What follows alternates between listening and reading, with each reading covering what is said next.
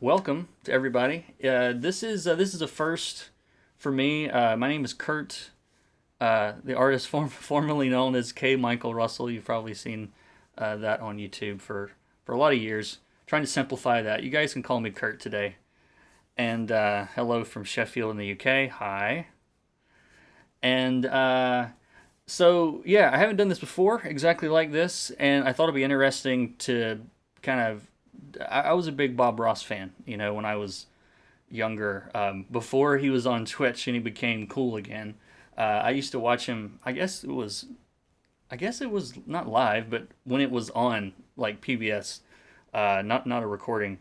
And I liked going watching the shows with him, and he would always have exactly the right colors to use. He'd tell you about all of his brushes and everything, and so I thought it'd be neat to attempt this. I don't know if it's ever been done before. Maybe there's a reason that it hasn't, and you're gonna be like, "Oh, this failed miserably." Now we know why this doesn't work. Hello to Brazil, Panda Pandarum. Aren't we all Bob Ross fans? Probably. So, this is a cover for Money Shot number 3 from Vault Comics. I want to thank them again for letting me do this live, and hopefully maybe we'll do more like this if it goes well. Who knows? Um, but yeah, so what we have in the layer stack, I'm gonna kind of run through this real quick. And by the way, there is a message in the video. I left it. I'm gonna leave it up there, I guess. This is being recorded. You don't have to try to keep up. I don't know if I would even try keeping up, but you can if you want. But it will be recorded. You can go back through this as often as you want. You can start and stop and pause. And this is live. This is not pre-recorded, so there are going to be screw-ups and mistakes and happy accidents, right? Happy accidents. And so anyway, we will see how that goes. But just real quick on the layer stack here, so you guys kind of know what we're looking at. We have, I've got the glasses. Let's just go all the way to the bottom. So I've got the glasses on a separate selection. I didn't really want them to be I didn't want them to the flats to be affected. We're going to add some stuff later with the glasses. So there's just a little layer at the bottom with those selected, so we can grab those very quickly. There is the background layer. There is just the regular flats. I'm actually going to duplicate this, and let's rename that. Oh, it's locked. That's why. Let's unlock it. And we'll rename this to Chris Colors. We probably won't have to worry about changing that layer, but just in case. There is kind of a pinkish wash over all of this. I'll tell you kind of what I was thinking. I'd watched that movie Neon Demon. Like, it's a weird movie, but it's got a crazy color palette. And I was thinking, if it was that kind of color palette, but warm instead of cool leaning, the way that movie leans kind of cool. And I was thinking, what if it was really warm? And that's kind of what I had in mind here. There is a... Let's see, I'm missing some layers here. I'm going to add another layer, and we'll call this primary. So this is just another layer. It's clipped to the Chris Colors layer, and I'm going to put it in linear dodge mode is what it's called in Photoshop and Clip Studio. In Procreate, it's called add mode. So we're going to be using that for our main light source.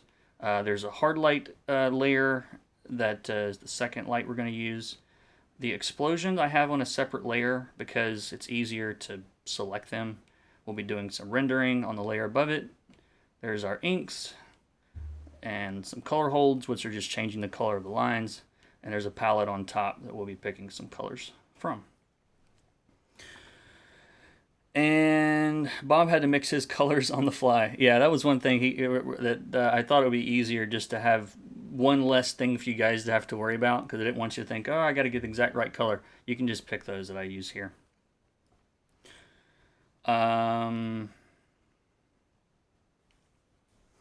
Main light is already for primary. Somehow I think I accidentally deleted some layers on this version here. So yeah, you guys, I think it is labeled, what is it called? Main light? I'll name it the same thing so there's no confusion.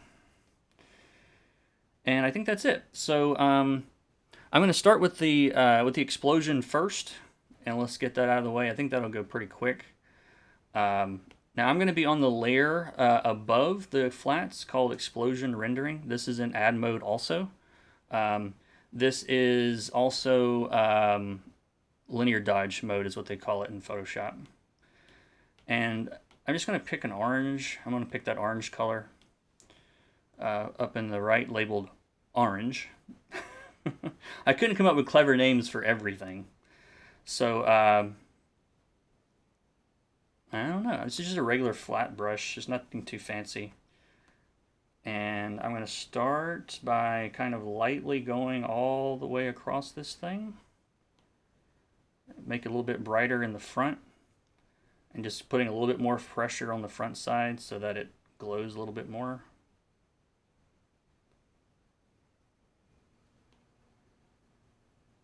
And it doesn't have to be exact or anything, but I just kind of roughly putting this in here.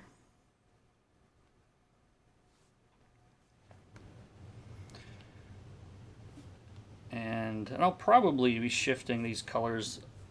Of course, I won't only be using those 5 colors, but the main colors will be using those. And I'm going to do that for all of these little rings through here. And this ring actually passes in front, even though it's not really flatted that way.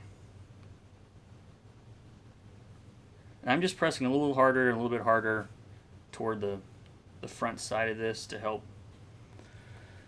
give it a sense of depth, even though in reality, if it's a nuclear explosion, it's all pretty bright.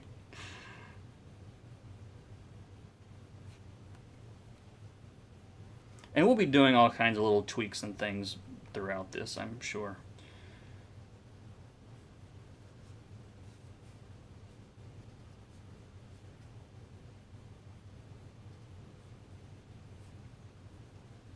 But for now, it's just going to be... I've been doing this kind of brushy thing lately that I'm having fun with.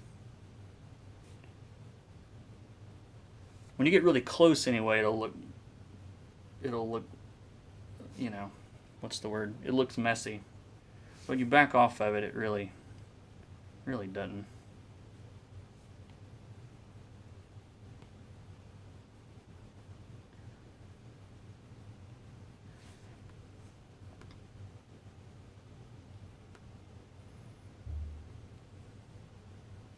Alright, I'm going to make this a little bit brighter. Because that's about as bright as I think this will get. Actually, let's see. Yeah, we can stick with this. I'm just going to raise the opacity. That was at like half strength.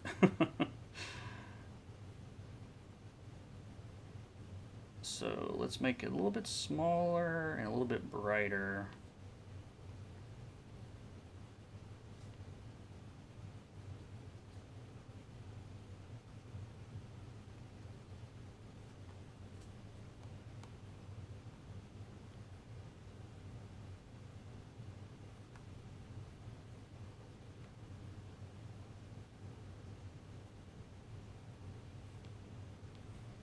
And I kind of want this to not be perfect. Like I want it to be a little bit messy. I mean, we are talking about an explosion here, so if it's not totally precise,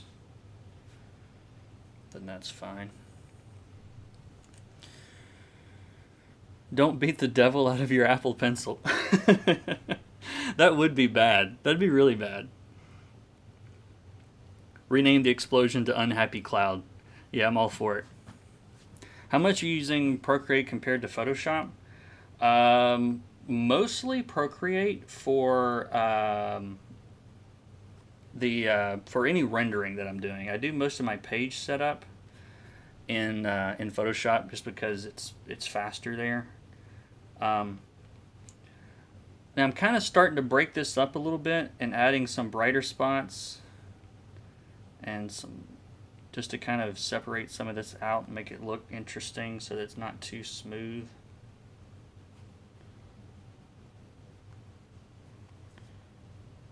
And same thing up here. Just kind of touching the brush kind of randomly.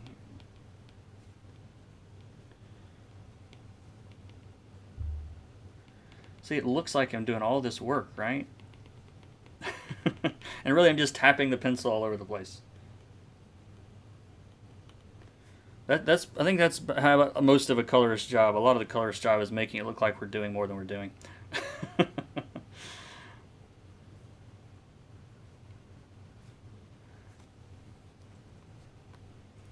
And same thing in the front.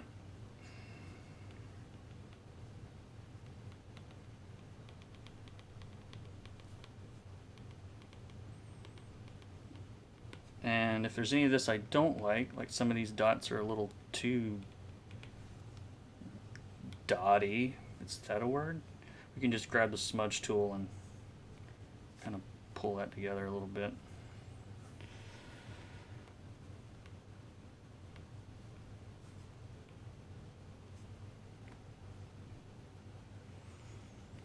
Something like that.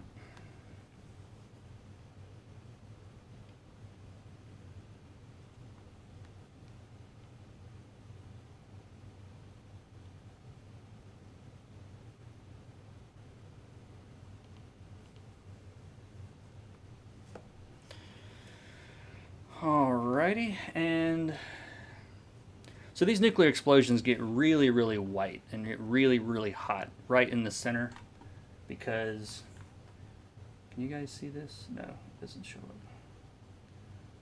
I've got a nuclear explosion example over here. And let's see, I'm just gonna get a soft round brush now. That one just is more square. And like right through, get pretty bright here. This is yellow. But I'm gonna pull this up. This is kind of an orangey red, right up near the top, almost as bright as it gets. And right through the center.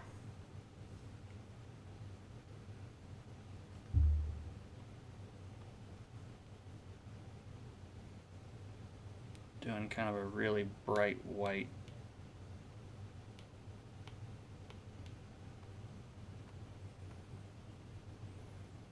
And we can always tweak this later. I just didn't want this to look like a square line across the middle. It's the only reason I switched to that kind of brush. Alright, so let's see. I'm going to select this big mushroom cloud now.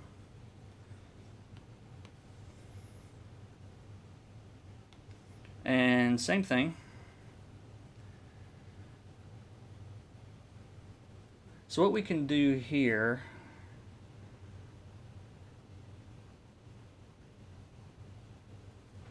yeah, let's just make this brighter right in the center. It seems to be how this goes.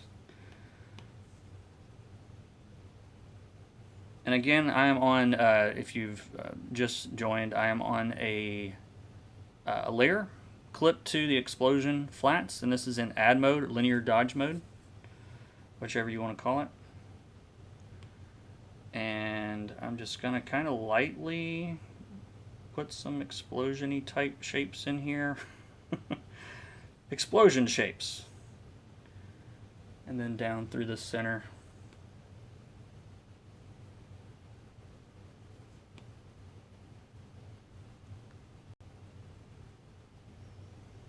And actually,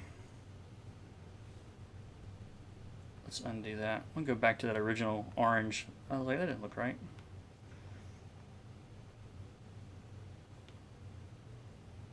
Okay, that's a little bit better. I'm going to start really light, and I'm not even really following. I mean, I'm following the shapes that are here a little bit, but you can always tighten it up later. And then I'm going a little bit more pressure, a little bit brighter.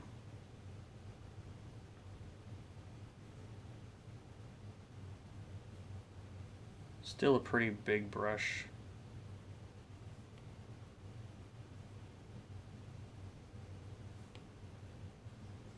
But I'm kind of letting all this messiness do a lot of the work for me. But this is why I like this layer mode is you know, just by adding more pressure, I can get a pretty interesting color shift here, you know.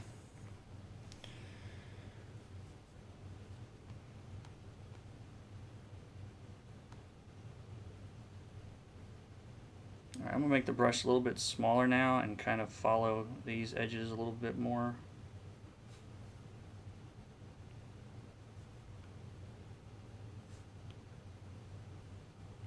We're taking some creative liberties with the way this explosion actually looks.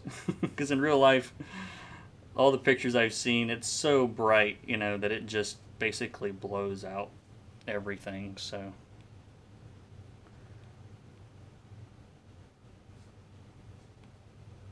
Trying to avoid that so that we can actually get some cool details in here.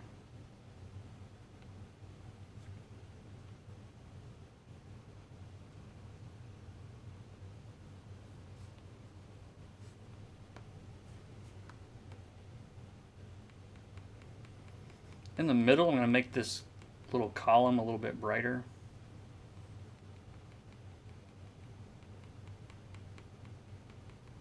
Especially toward the center.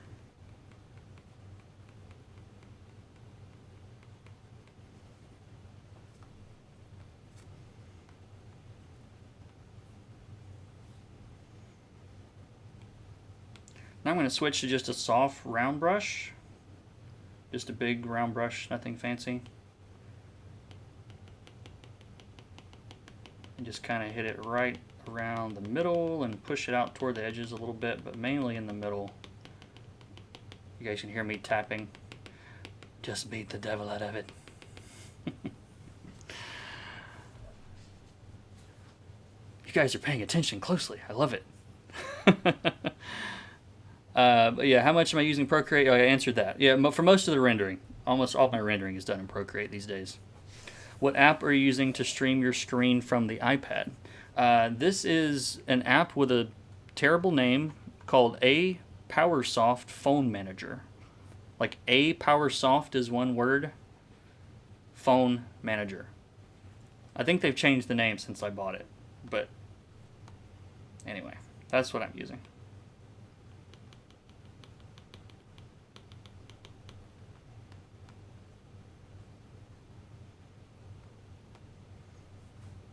There, we kind of killed most of the detail in the middle, but we were going to anyway. And some of this is not going to look right until we're almost done. We'll do some tweaking and things too. But yeah, for starters, I think we're in a good place to start off with. All these little dots of red in the sky, we can color some stuff on that too. Just go back to just this flat brush and, I mean, just kind of touch them a couple times, basically.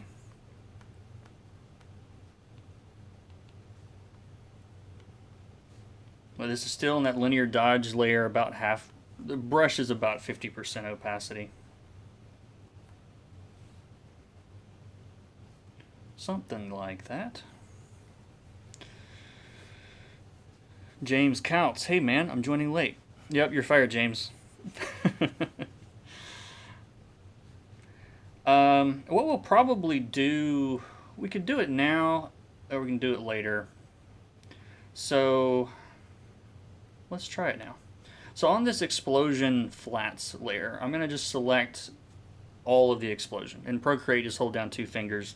In Photoshop, what is it? You hold down Shift or Alt and click the image. If I'm not in the app, I can't even tell you. But to select the contents of the layer, basically.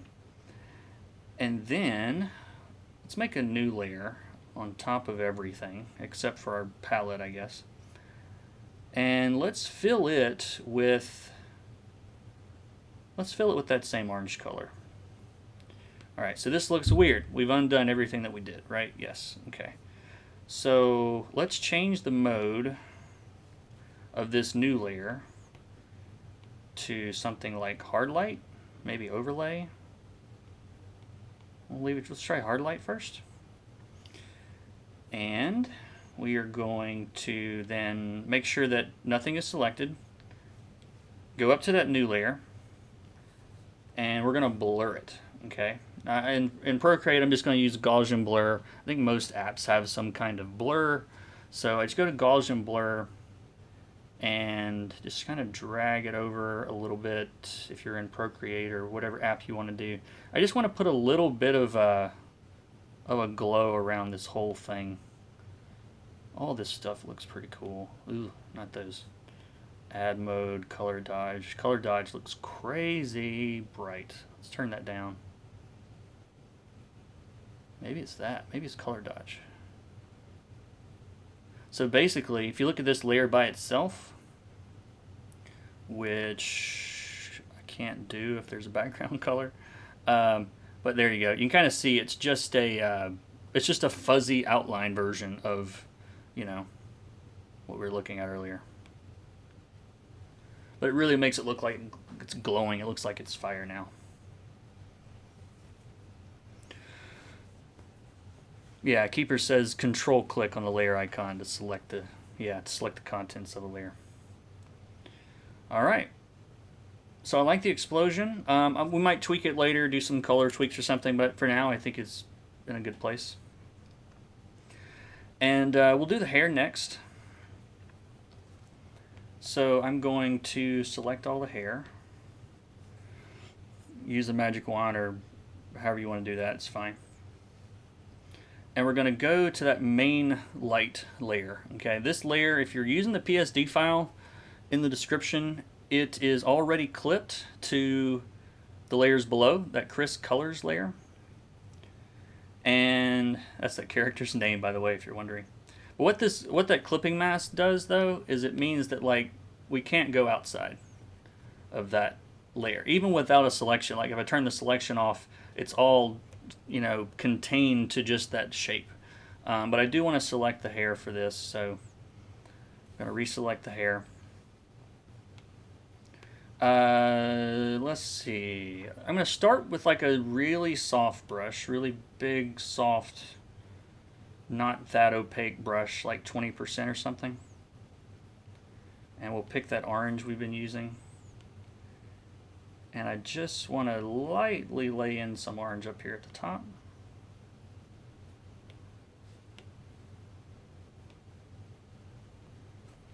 So it's a very little subtle little gradient there. Then I'm going to switch back to my flat brush. I think this is a Procreate default brush. It's really nothing fancy. It's just a square brush. And so we're going to take some creative liberties with this. Like if this was actually an explosion, you know, that ring would be lighting her and everything all the way around. But we're going to make this look cool. So basically, what we're going to do next is put some light from the top on her hair. So again, I'm about half opacity on a linear dodge layer. And as we get further away, I'm just going to kind of fade it out. But all of the areas that are facing up, all the hair areas that are facing toward the top, are going to get more reflections than anywhere else because they're facing our light source. And you know, you don't have to follow along precisely with what I'm doing. If you guys want to do something else or pick a different color or do what I'm doing and then try to change it later, however you want to do it. And you will see me switch to the, sorry, as I lean this way, get away from the mic. And you'll see me grab the smudge tool, though, often to kind of smooth out some of these hard lines.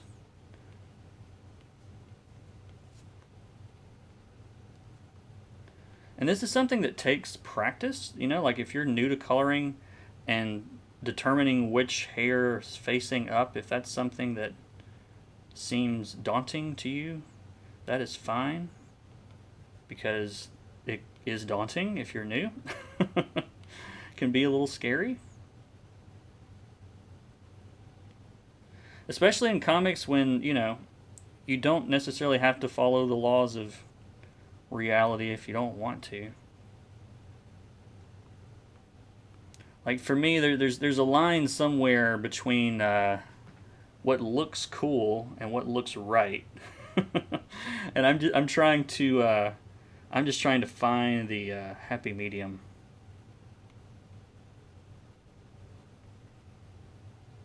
And this will probably get lighter before the end of this is over. So keep that in mind.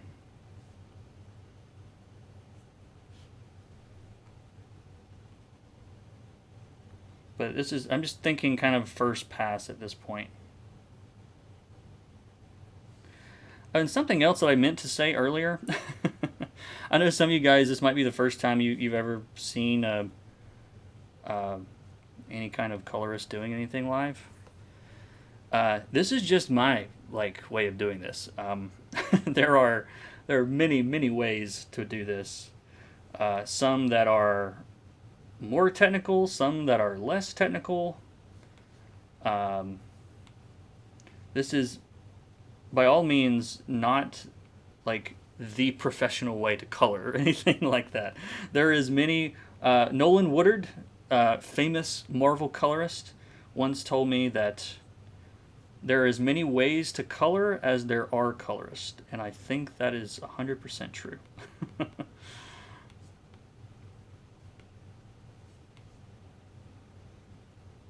And I'm also kind of jumping all over the place, and I realize that, and I'm sorry, but this is how my brain works. I decided to try not to change my methods too much for this stream, so you guys get to see at least how I tend to do things.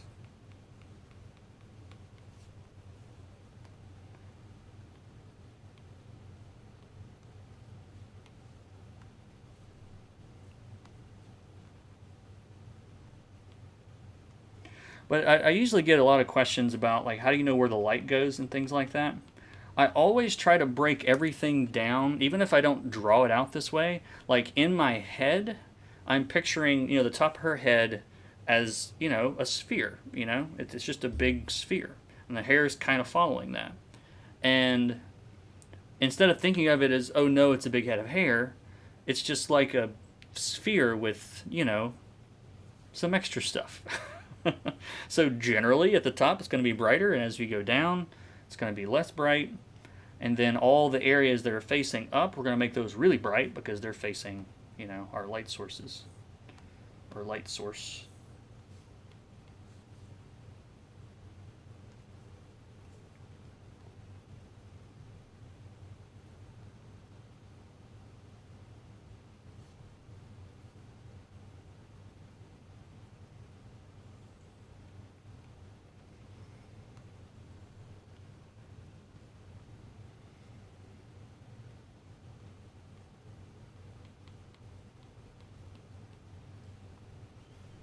This is plain satisfying to watch. Good.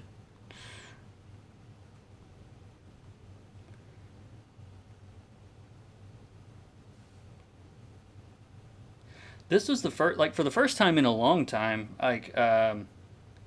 Vault's been great about letting me, pretty much do whatever I want. And I get done, and they tell me it's great. So, we have a good relationship. But with this one, I was like, maybe there's a chance they hate my idea. So I did a color rough first and sent that over. It's like, does this kind of work? This is very rough. It's not finished, but this is kind of what I'm thinking for this cover. And they're like, yes, good. Because what I didn't want to do is do this big stream and then send it. And they're like, oh, this is crap. We don't want it. They've never told me that, but I'm paranoid. So I was like, is this cool? Yeah, they said it's cool.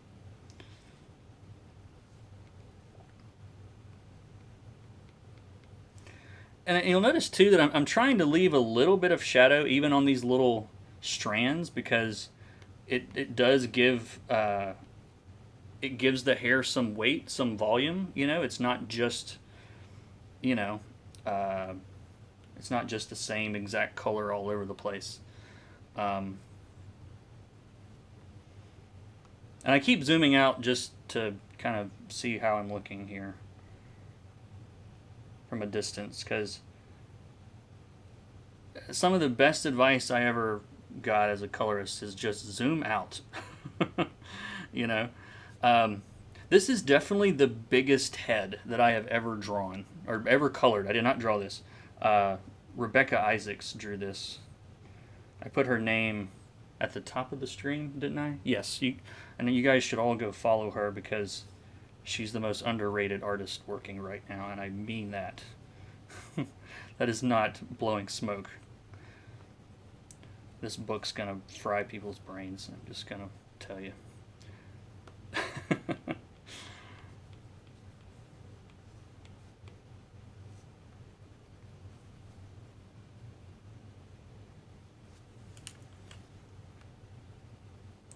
And you know what I think I want to do? All the way around the edge. Let's see what this looks like. Experimental time here. Because we got this ring going all the way around, like what if the ring is reflected in her hair all the way around?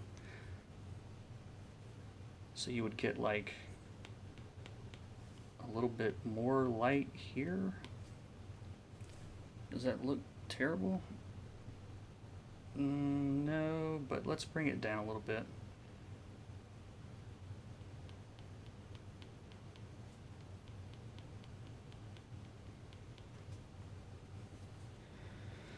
There we go. I think that's an interesting look.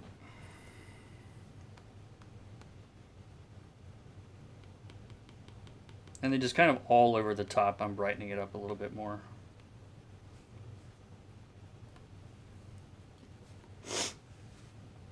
Alright, so what else do we have here?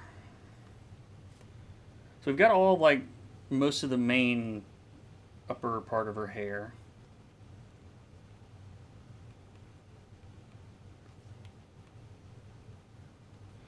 How are we doing in the chat here?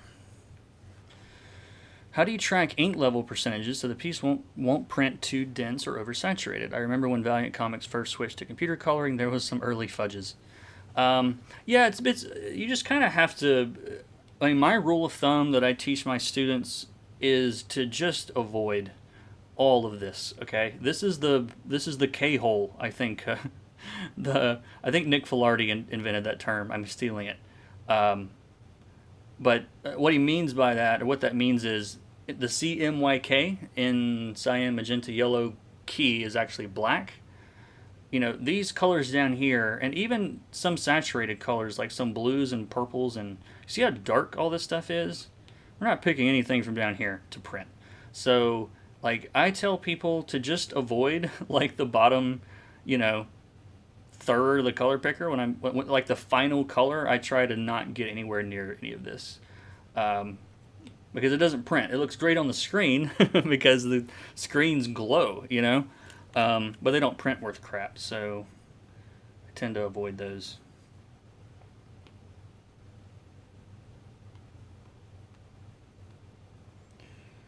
Alright, so generally speaking, I think all the top part looks good. Now down here, this is not going to be as bright, or there's not as much of it, but I'm still going to put some brightness down here, because I want people to notice that this hair kind of curves that way, and it would catch some light through here.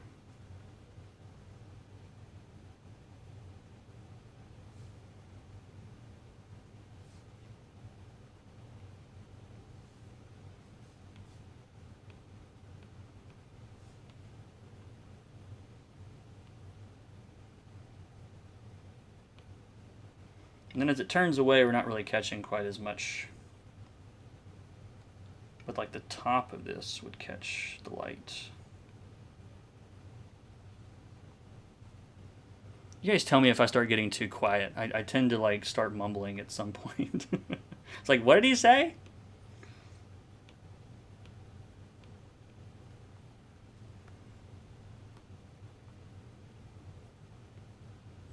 That's one thing that really impresses me about Rebekah's work, though, is like you can follow every little strand exactly where it goes, and it all clumps up. And like this is so easy to color to me because the forms are so good. Like the forms are so solid.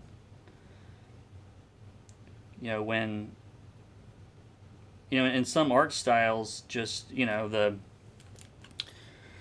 hair is just kind of there, and and you want it, you try to make it look good. Like with this, to me, there's like no brain power being used right now. you know, because it's just like, oh, well, this is where this goes, and that connects over here, and this strand runs under, and like it all makes sense.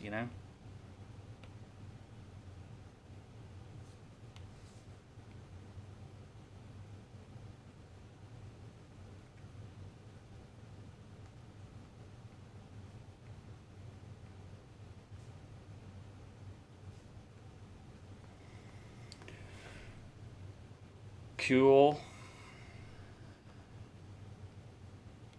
And I think I'm going to lighten all this up with a big brush just a little bit to soften that as it goes kind of under there. But you'll notice too, they also didn't just, what I see with a lot of beginners is they're thinking, okay, there's hair and I have to do the same thing on every strand. So it's like on top of this strand, on top of this strand, on top of this strand, on top of this strand, on top of this. Like, wait a minute. Like these hairs, like underneath, the light source aren't really going to be lit by anything. You're not going to catch the main light source there, you know. So even, and that's why it also helps to zoom out, is because you're not just getting too caught up in all the little details here. And she actually, right around the edge of her hair, I'm going to put a little line because I think actually the ring going around would kind of light this all the way around like that. Plus it gives us an excuse to do a rim light.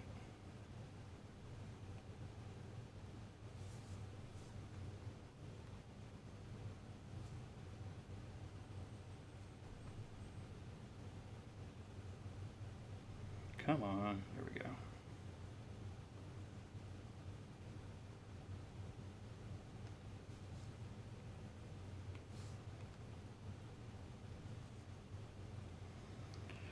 Okay.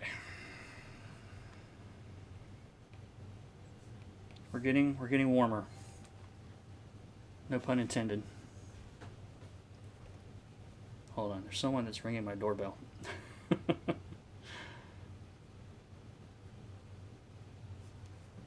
UPS man. Let's see. How do you make it so the brush size is affected by pressure and not adjust the opacity in Procreate? I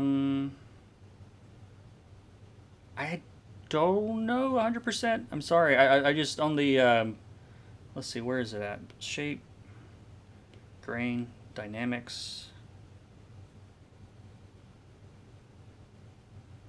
I think it's on the brush rendering section under flow, this line here, maybe. This is a default brush. Like I'm not one of those like, let me screw around with the brush settings guy. Like I don't know what I'm doing with that stuff. So I tend to just like grab brushes that look cool and use them. All right, one more thing on the hair. How are we doing on time? Okay. All right, I'm going to brighten this a little bit. So just moving it up to the top from where it was right about here. And I'm shifting it toward yellow just a little bit. And then all of the areas that would be brightest and reflect a lot of this light. And I'm not going crazy with this, but I'm just kind of laying it in here in a couple of places that I think is going to catch the most of the light. It's going to reflect the light the most, if that makes sense.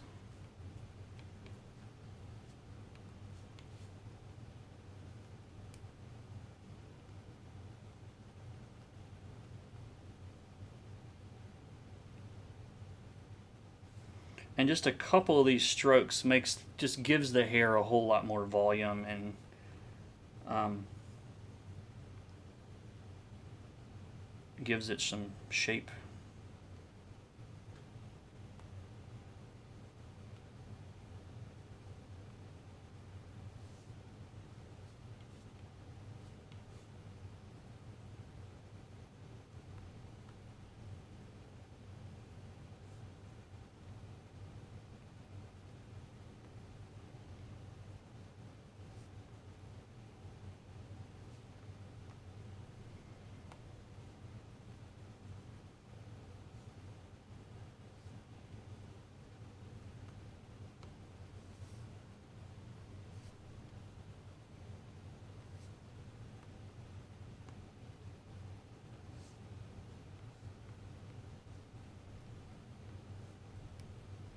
Come on, there we go. All right, I like the hair so far. I was really afraid. I'm like, I'm gonna get an hour in the stream, and what I'm doing is not working, and it's gonna be bad. But so far, I don't hate it, which is good. So far, so good.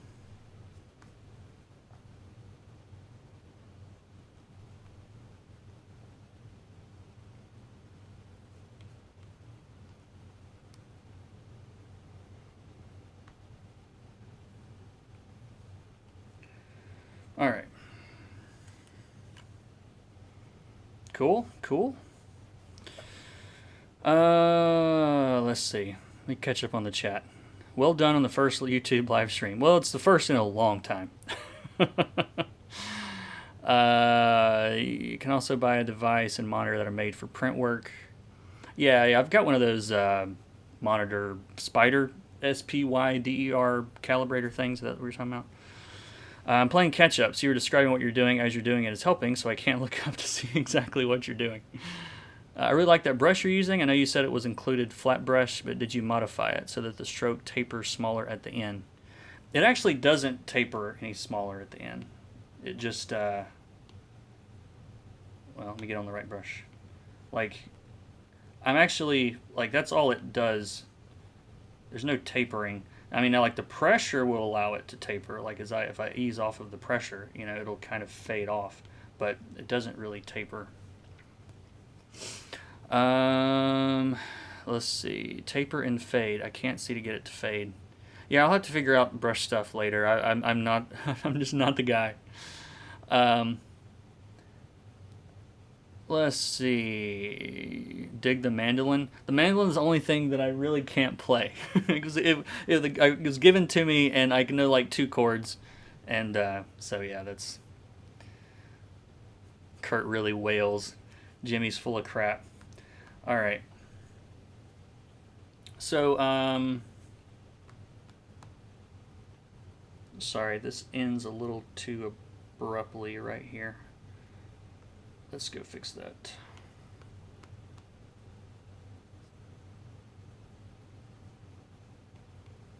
Yeah, I didn't want it to look like the line was stopping at the hair there.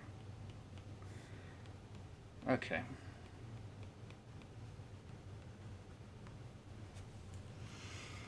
Okay, I think we're good on hair for now.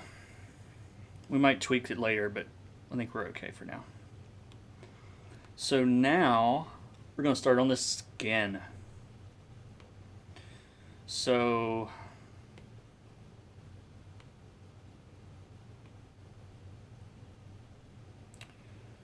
I've selected the skin and her lips kind of all at the same time. Because I'm going to treat them as if they're basically the same thing anyway. And I'm going to do something a little bit different here. I want a little more control over how smooth this is. Because in the hair, you know, hair's hair. Like, you can mix it up and make it messy and fix stuff later and it's fine. But with the skin, I actually want it to be a very smooth gradient. You know, it's supposed to be a beautiful face, and so I don't want it to be like blotchy, kind of like the hair might be. So I'm going to start with a smooth kind of gradient, and then we'll dig into that and kind of you know, rough it up around the edges and whatnot. So we're still in that main layer. We're still using that same orange color. And by the way, I don't necessarily always use the same lighting color for all the lights on a page. You know, like the hair light would be slightly different than skin in some cases and vice versa. But because this is such a it's such a strong color cast that I want, like I basically want everything to look like it's completely just a handful of colors, you know, reds and oranges and yellows. Because if it was actually a big explosion, you're not going to get any subtleties of, you know, cool colors or things going on. It's just all going to be really hot and very warm. So that's why everything except the background you're seeing is going to stay pretty hot. So I'm going to switch. Well, let's select this first. Actually, let's not select that first. Let's just go into our magic wand. Not magic wand, what's it called? The freehand lasso. In Photoshop and in everything else, it's just called the lasso, I think. Can the cursor be turned on? I thought the cursor was on. Is it not on? It's just super subtle. It's hard to see, I know. But yeah, brush cursor is actually on. It's just you can barely see it. Like, this is the one thing I wish they would change. But that little dark line around the shape, that is the cursor. Without it, that's not even there. So, yeah, sorry about that. Sorry, I just realized I forgot this one little...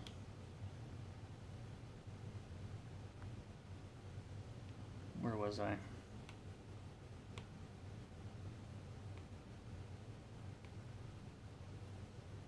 Why isn't that rendering? Sorry, bear with me a second. That's weird. What am I doing wrong?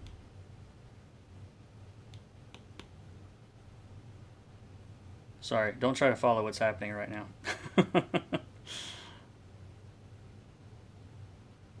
Oh, because I was trying to do that on the explosion. That's why. Sorry, I'm going to select the hair and fix something real quick. Because if I don't, I'll forget it.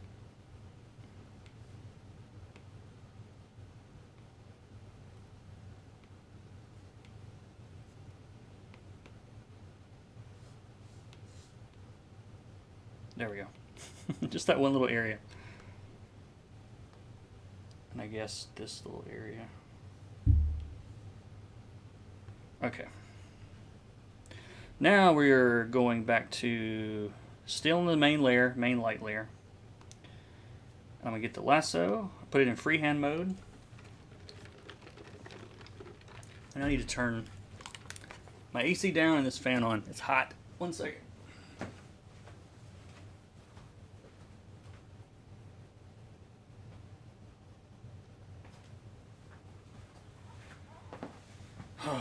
Mississippi summers.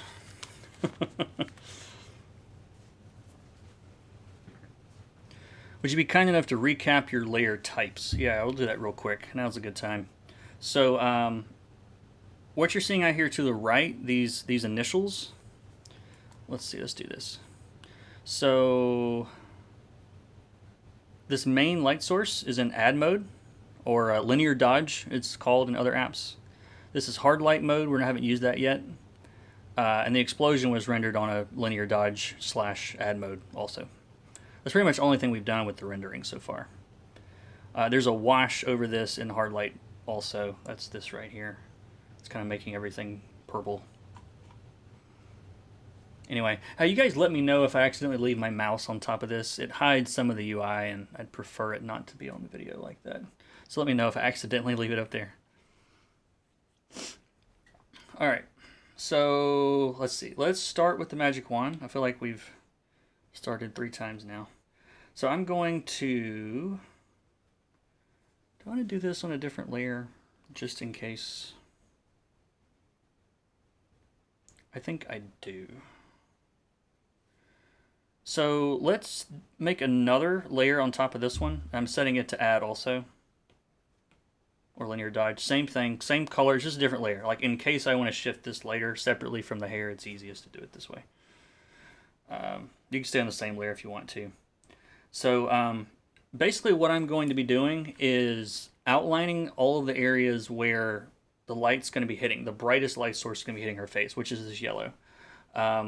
Once we're done with all of that, we're going to add some other light sources, but we're going to start with the brightest. And I'm just going to start here at the top. And like her hair would actually, throw a shadow, so I'm leaving a little bit of space there.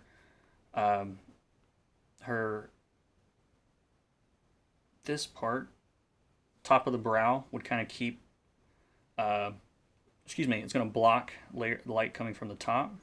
And then same thing here, just saving some room for basically the cast shadow from that hair. And this is hard to see on the stream,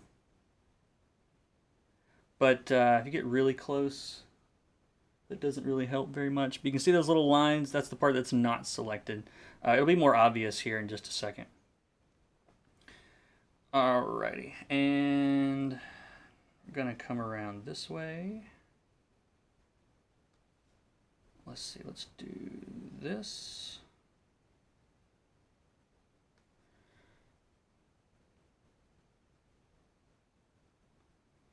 Basically, her eyebrows are casting a shadow, and the light's going to kind of pick up right here. And then this is going to come down, kind of around her mouth. I'm just letting the top of the lip catch this light, so I'm staying just inside of that. And then loop it back around here.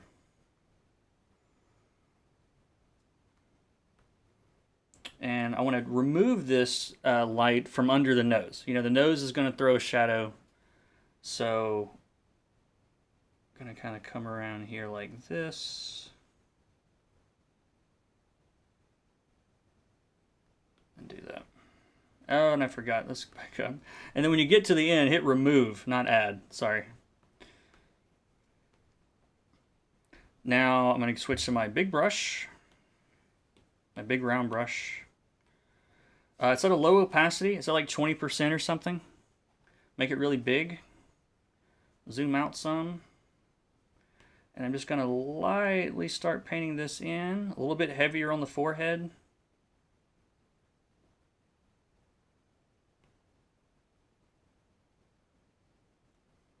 And a little bit heavier near the nose. But the brightest up here at the top near the forehead. And kind of let it fade down her cheeks a little bit, Now, I don't want this to have like a cell-shaded, really sharp edge look to this. So I'm going to use my smudge tool. I'm using the same exact, I think it's the same smudger that I was using to paint with. I'm just going to blur all of this together here.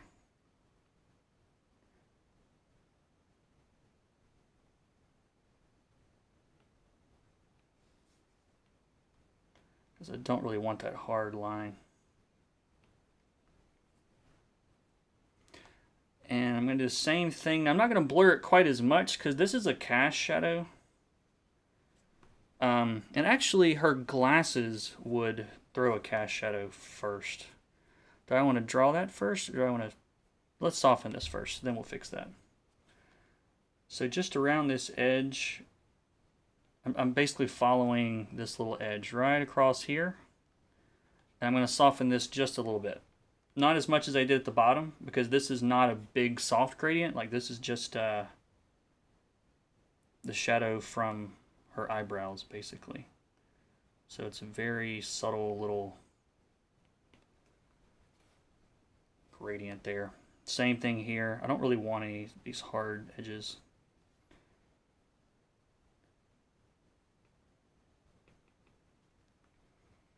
Now this part under her where her eyebrows meet, that's a pretty soft curve. So because it's a longer curve and not quite as sharp, it's not a cast shadow, I'm going to make this a little bit bigger of a gradient across here.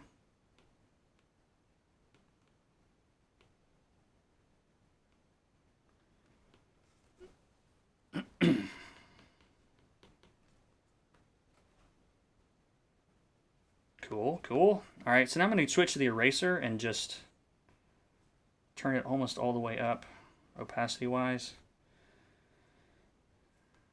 And we're going to kind of do that.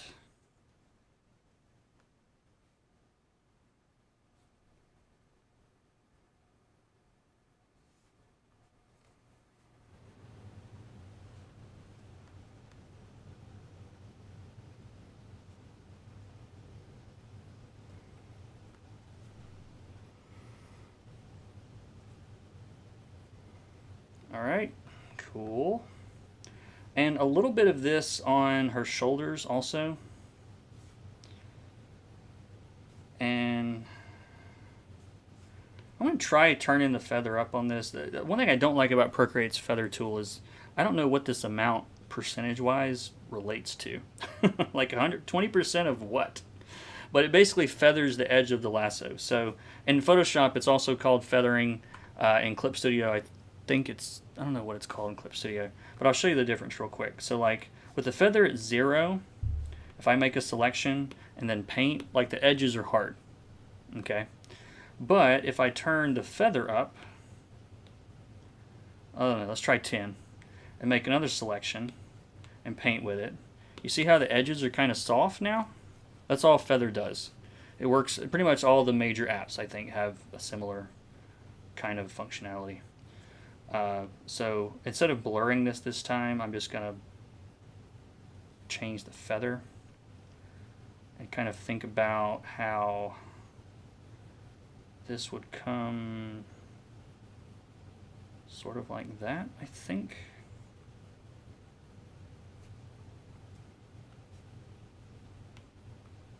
And then switch to a soft brush. Did I not feather that? I thought I feathered that. Maybe I didn't.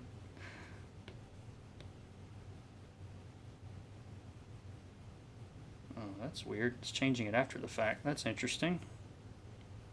Yeah, that's better. I don't want this to be quite as bright as her forehead. Like it's definitely going to be brighter on her forehead. And we can still, I'm going to smudge some of this anyway. Pulling this down a little bit more. And if it's not perfectly symmetrical, that's fine. Most people don't do things perfectly symmetrically. So, you know what I'm saying.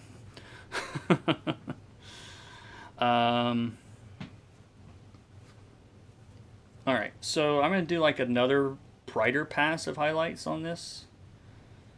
And let's see.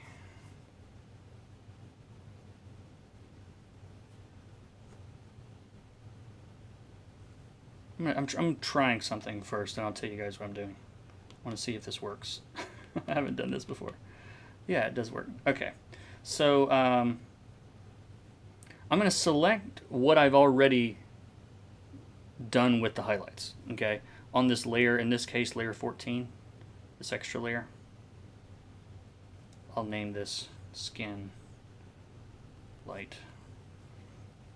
I don't normally work on this many layers, but I'm trying to keep this simple. Especially on a cover I might tweak later.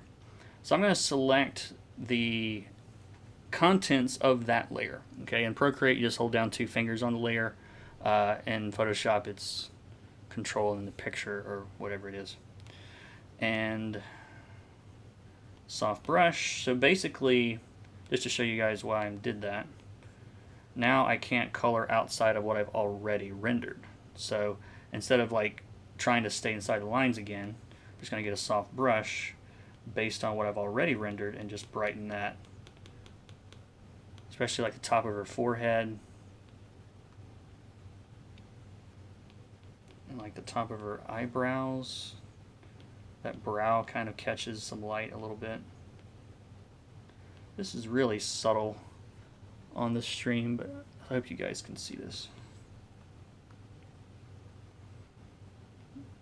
And they're right down the middle of the nose.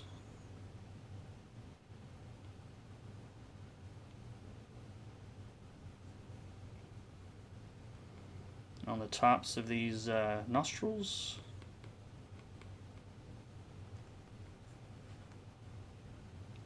Around the end of her nose, I'm going to make that brighter than everything else, because it would be reflecting from all the different areas here. And then also, what you're going to see next is there's kind of a plane on your face that runs down both sides of your nose, like to your top lip. So it kind of runs down like this, kind of in a shape about like that. Because your lips actually come forward quite a bit, and they catch light when you're coming at it from the top like this. So again, just I'm using that same soft brush and kind of painting in that line right through here. I'll do it really bright just to show you. I'm basically doing it right here, okay?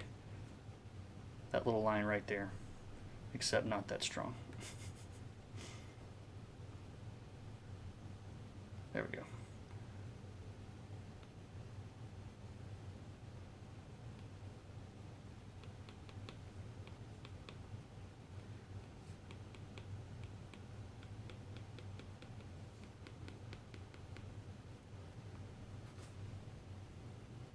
Cool, cool.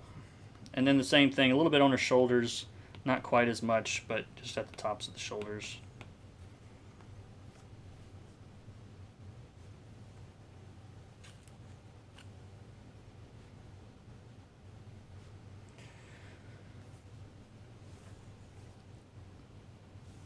I clap every time I predict your next move. All right, let's see. Sorry, I'm gonna catch up a little bit. Are you are using a blending brush, something like the smudge tool? Yes, and I am using a blending brush quite a bit. It's just a regular smudge tool, Procreate. To me, the smudge tool works 1,000 times better in Procreate than it does in other apps that I've tried, at least Photoshop. But now we've sort of established our brightest light source, okay? And if you haven't, if you want to learn more about like the technique that I'm using and why I'm putting these lights where they are, there's a link in the description to my formula, quote unquote. So once we're done, not now, wait until we're done, go watch that video if you want to learn more about this.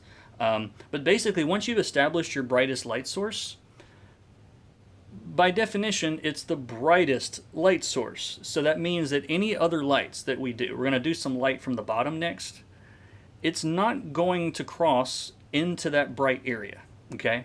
So all of these little areas that you were seeing, I'm going to make a layer just to make some notes real quick, because it's important to understand this part. Can you guys see that? Yes, okay. So this little area right here, this little transition between the light and the shadow, here it's a little bit softer. But in all of those areas, it's what they call a terminator, okay? That's the edge of where the light turns into the shadow. And you can think of it as a kind of a border for your primary light source, okay? So there's nothing that we're going to be doing when we add a second light in a second. It's going to stay in the dark side of the terminator, okay? So when I start adding secondary light sources here in just a second, we're basically going to treat this area we've already rendered as off limits, okay? Because the secondary light source just isn't, if it's not as bright, it's not going to cross the terminator, okay? Again, if that's confusing to you, go watch that video later. There's a link in the description. Jason, what are you clapping about, man?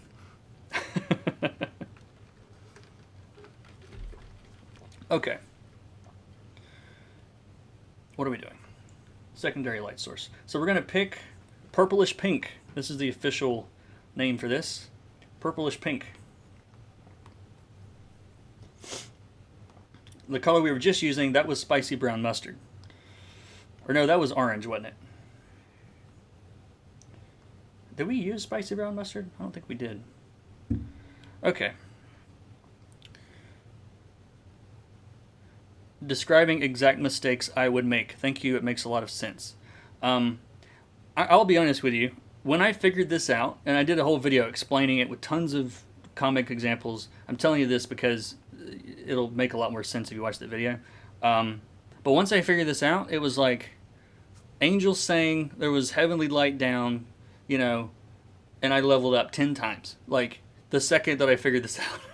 I mean, it took like a couple of weeks to figure it out. But I was like, oh, this is what everybody's doing. Nobody told me.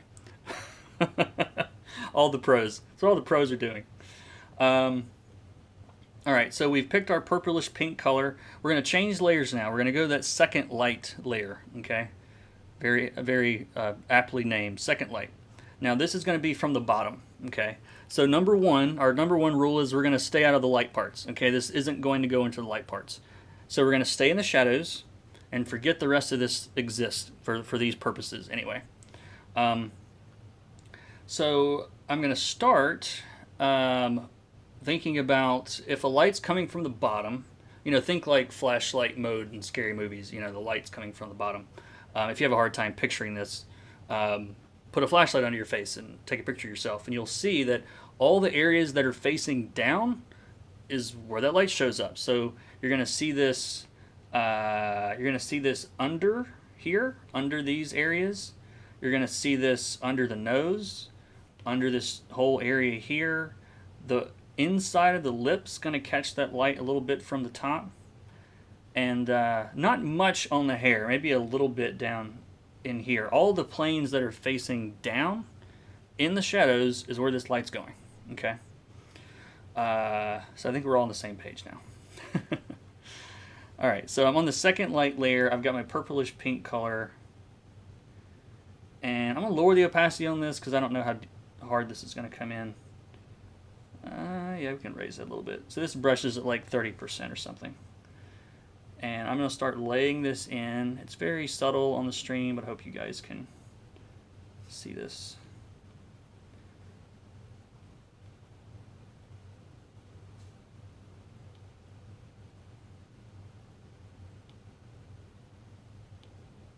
So I'm really thinking about this as what do you call it?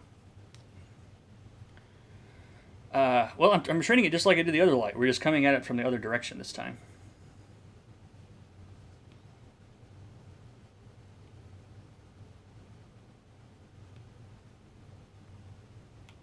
And some of these edges that are a little hard, I can soften these up. Because the other thing about secondary light sources or lights that really aren't very bright is they tend to have really soft edges. You know, because it's, well, by definition, it's not as bright of a light.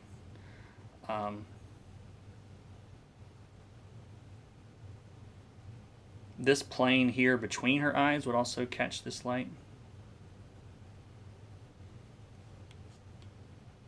And I'm blending all of this quite a bit. It's a little strong.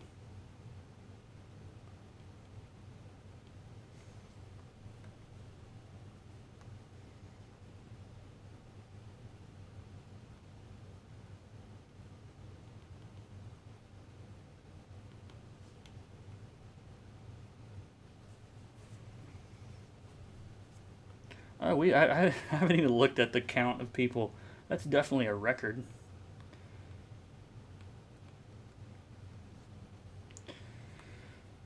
Okay. All right. So think through this with me. All right, we're not just doing this in the shadows, because like this plane here. Let me make this brighter. This is facing up. If you think about it, her nose is facing up. It's not facing down, so we're not doing it in those areas. Her cheeks here, under here, like those are facing up, so they're not catching it either. And so I don't have to worry about going outside the lines on her chin. I'm going to select this real quick right across here. And it doesn't really matter where it goes on the other side, but I just want to protect the neck. I don't want to do this part with the neck. And I think a soft brush this time. And again, I'm leaving a little bit of space where that terminator is, okay? I want that kind of mid-tone that's right here. I want to keep that mid-tone kind of intact. I mean, it kind of comes right up to it, but I want to keep that intact. We're going to use that later.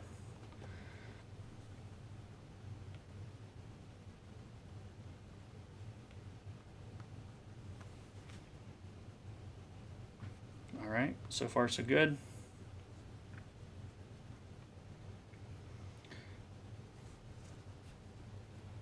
All right, the chat is quiet. They're paying attention closely. I hope. All right, what else on her face is facing down? So like this underneath here, under her nose. Not in her nostrils, but outside.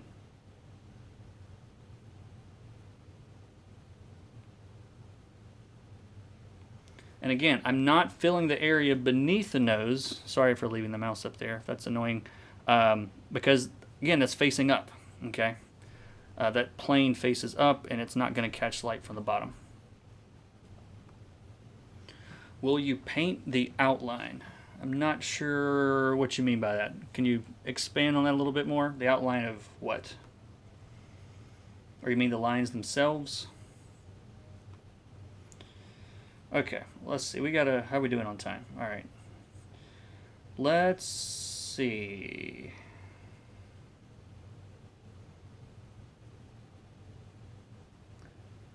So the bottom of her neck is going to be facing that a little bit, and the edges of her arms a little bit, I think. So I'm going to select the opposite this time.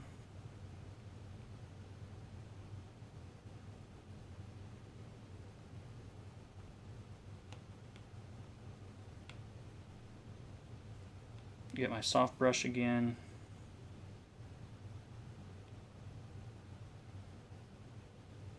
I'm not making this quite as intense because I want the most contrast to be on her face and not down here.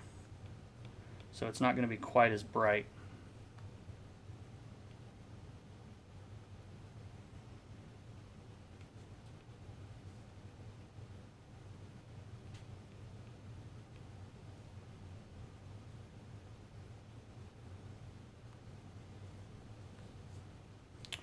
All right, and then, yeah, let's do this side of the arm.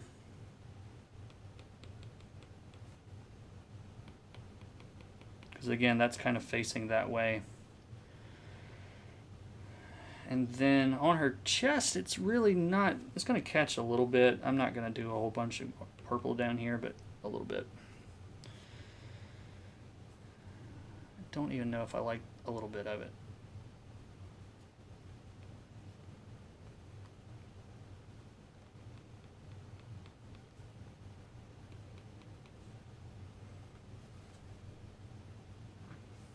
Cool, cool. Will you paint the outline where the second light is hitting her chin and part of her cheeks? Yeah, we're not done yet. Yeah, there's more to do. Okay.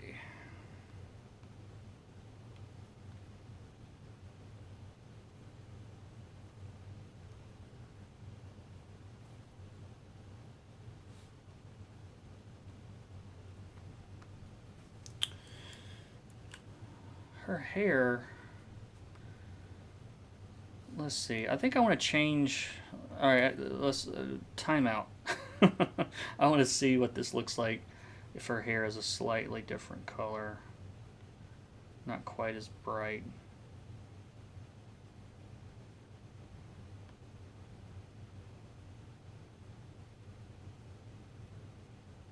Yeah, so all I'm doing is I'm adjusting the hue and saturation on the highlights that her hair is on. Because she is a brunette, and it came out a little strong. And I want to go to the color underneath. So yeah, I basically just went to that primary main light on her, where her hair is. You could select the hair if you did it on the same layer. And then just darken that a little bit.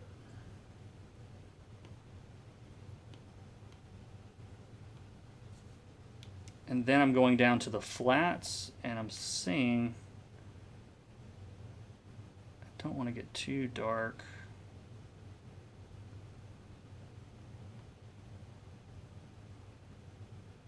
Yeah, I pushed it a little bit toward that purple. So now, looking at just the flats, her hair's kind of a dark purpley color. It was overall just a little too bright. What resolution are you working in right now? This is... Nope, not gesture controls. Canvas information. Here you go. 6.875 inches by 10.438 inches, which is vinyl print size for the art at 400 dpi. We have made 1,500 strokes so far.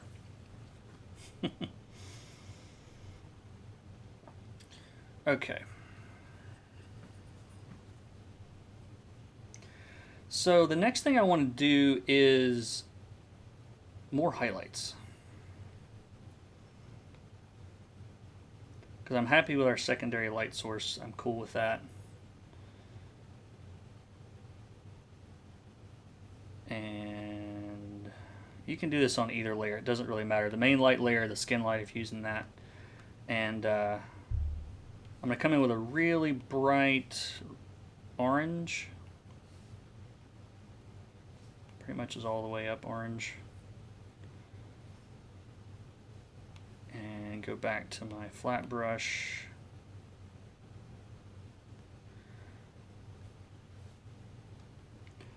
And I'm just going to start laying in a little bit more detail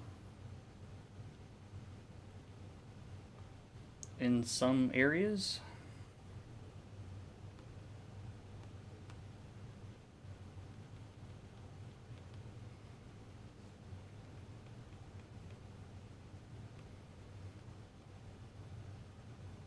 And a little bit brighter.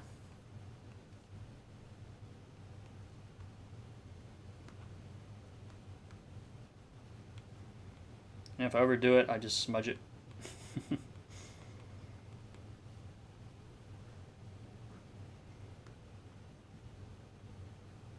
there's kind of a little bit of there's a skin fold that kind of wraps around the nose right here and catches light.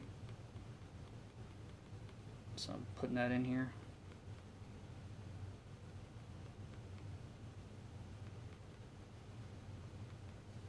And again, if it's too rough, too messy, I just smudge it around, smooth it out.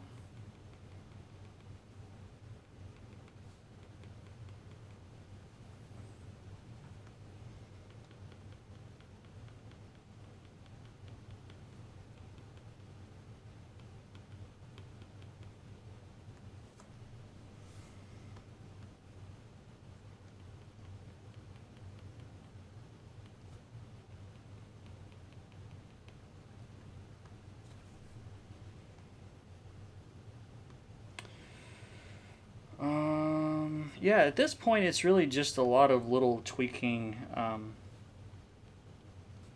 here and there.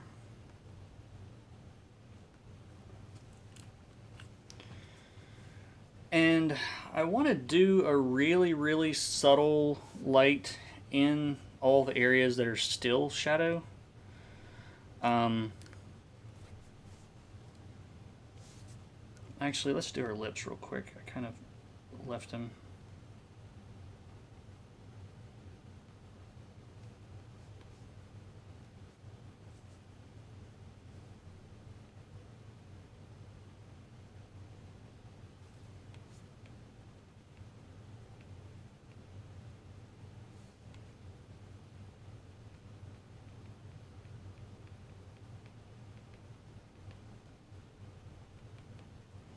Little vertical lines on the lips.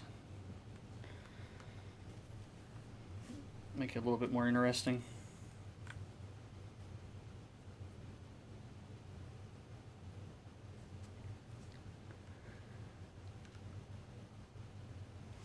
Alright, so I'm going to go back into this hard light layer, the secondary light. And we'll start from this purpley pink we looked at earlier. I'm going to go a little bit brighter this time. Or a lot brighter this time. More almost pink way up here. So think like T-Mobile pink, right about there, about halfway across. I think. Once I get started, I might change it up. I'm gonna switch back to the soft brush again. Make it really small and just go a little bit brighter in those pink areas. Now, this is honestly I'm treating that pink area just like I would the yellow area earlier. Like I'm doing brighter highlights in the yellow, now I'm doing brighter highlights in the pink light source. I'm gonna turn the opacity way down on this.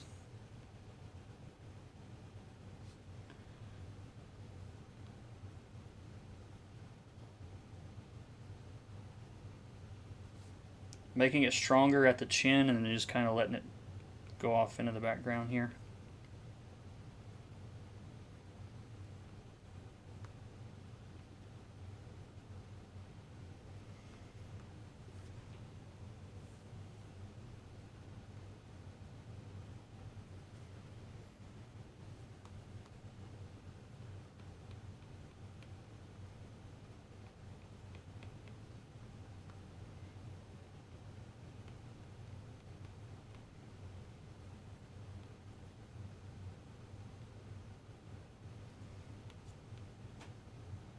Right down the middle of her neck here also.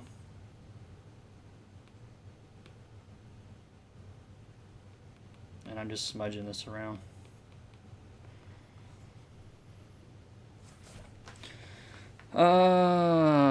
Let's see. I've used 300 DPI as an automatic for print. Is there a specific reason to use 400 versus 300? 400 is the spec that Vault uses on this book. So the final colors are delivered at 400. It was the same way at Top Cow also when I did Infinite Dark and Postal. I think that was at 400 DPI. The curve of her cheeks is really just perfect. Thank you. I was trying. Is the lower lip going to catch that secondary purple light? Yes, it is. We'll fix that or add that. What did you have in mind for the background? We'll get there. Were you that kid that was like, are we there yet? I was. For print, RGB has to be converted to CMYK. Did you adjust that as well later? I typically haven't had to... sometimes I do the conversion and something does something unexpected, but I've kind of got an eye now for what works and what doesn't work in CMYK. I say that, and now we're going to put this in Photoshop later, and it's going to be awful just because I said that.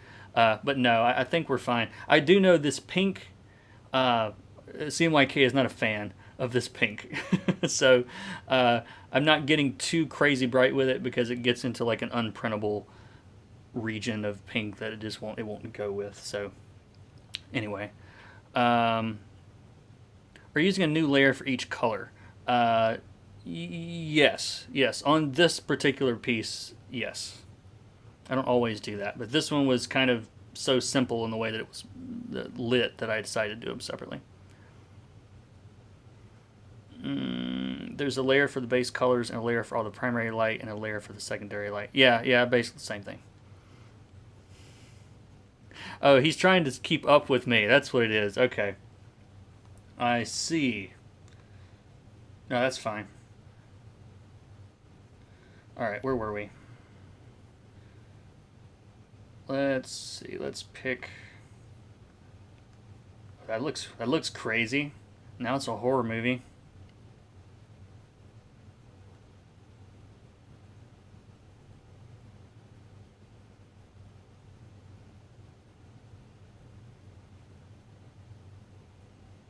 Okay, where were we? Secondary light.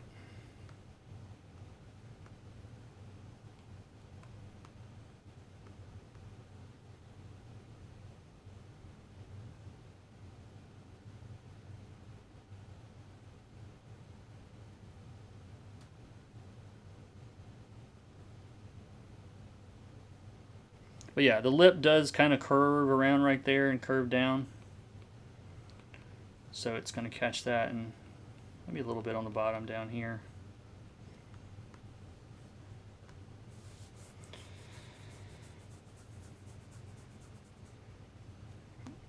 I don't like how far down that this purple comes on her eyes. I'm going to back some of this off.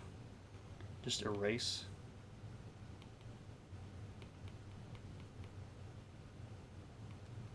A little bit. Yeah, that's better. And I don't want to be quite as intense as her chin. I'm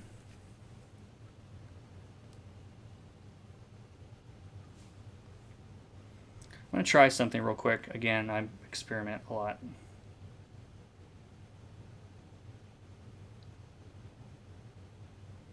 Yeah, I think I like that yellow a little more than I do. It's very, very subtle. So like, yeah, take that orange that we used in the light and I'm pushing it a little bit toward yellow.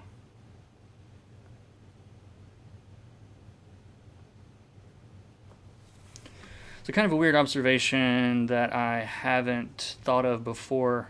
Oh, hey, David. David works for Vault. What's up, man?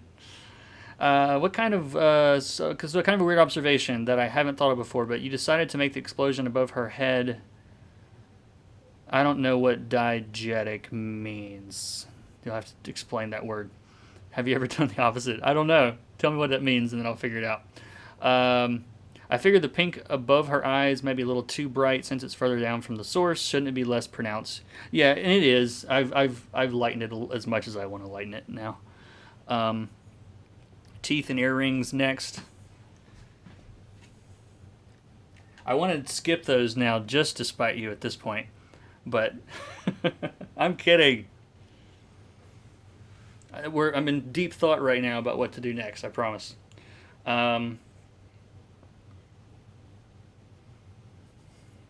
Have you read College Buddies? No, I haven't. I haven't read that one.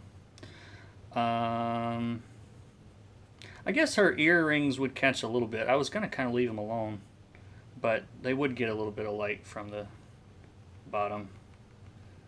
So I'm just zooming up really close and putting pink on the bottom. Maybe a little bit on her ear while we're over here. Diegetic, when a song happens in a movie that the characters can hear. Non-diegetic song happens when the audience can hear. In the image, the explosion is real to the character's form.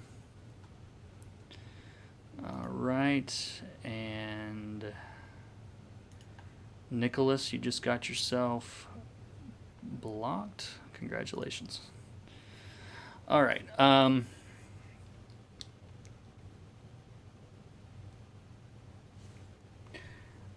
It's funny you ask that. Like, is the explosion there? I'm sort of treating it like it is, but not really. Like, I mean, in reality, that ring around her head would light her whole face, but that's boring. So, I decided to make the light more interesting by making it look like it's coming directly from the top. That's basically it.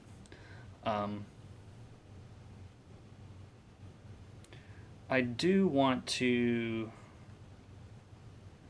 This is so weird looking at that layer by itself. I just want to lighten this up a little bit on her cheeks because right now it's the brightness is okay on her forehead and her lips, but it's not quite bright enough on her cheeks. So I'm just adding a little bit more light right under there. Yeah, I feel a little bit better about that now. It's actually a little too close to the center on each one.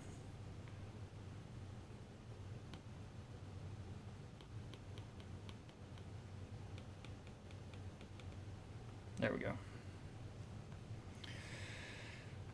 All right.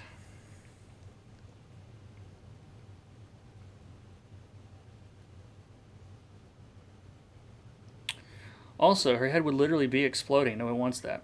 Yeah, so the explosion's not really there. I think we've established that. I never thought about it before. I think you found a good balance. Ignore it completely on her form. Would probably just read wrong. Mouse cursor. Thank you, Sarah. I'm surprised it's taken that long into the stream to forget that.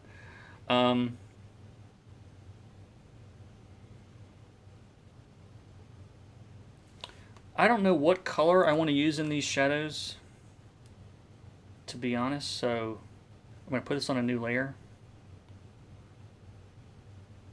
That way I can change it later. And I usually keep this much flexibility in the layering on covers, especially because covers are more likely for the publisher to be like, well, we prefer this or that, and if this is a little bit whatever. I would much rather make it easier to change these colors later than have to re-render this layer, so I just keep adding a new layer. And let's see. This is going to be... Let's just try something about like this. Give me a second, and I'll tell you where we end up. That's pretty close. We're getting warmer. No pun intended. Yeah, okay. So basically, orange. Okay, it's like as orange as it gets. And we're not all the way up fully saturated, but we're about right there. For those of you playing along. And just very, very lightly. So here's the math on this, so you want to know what I'm thinking. The light on her eye, like the shadows right now that are her eye, right now her eyes are in shadow. It's not being lit from the top because it's blocked by her eyebrows. And it's not really being lit from the bottom because the pink's not reaching that area. You're not really facing up. So the only thing left, it would be like the third brightest light source left in the room or whatever, which is going to be a very, very subtle, basically, color of her skin. So just like where her eyes are, maybe a little bit under here, and the top of the nose. And I'm probably going to adjust this. So when you say like you ruined it, just sit tight.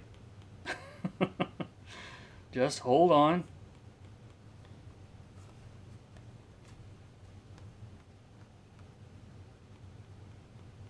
Top of the chin a little bit, I think. That's too much.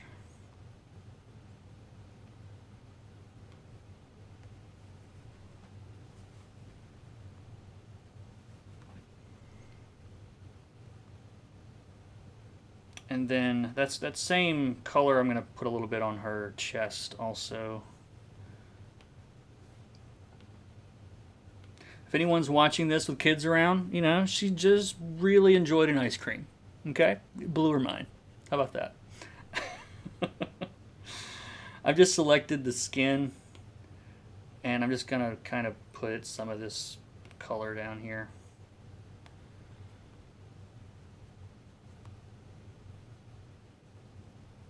I'm on the wrong layer. That's why it didn't come out right. Try it again. There we go.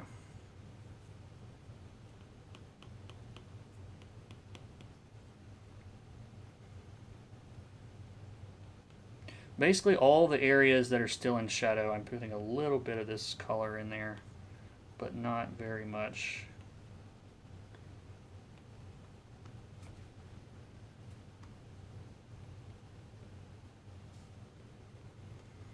And then I'm going to delete that around where the hair is, like it's throwing a shadow.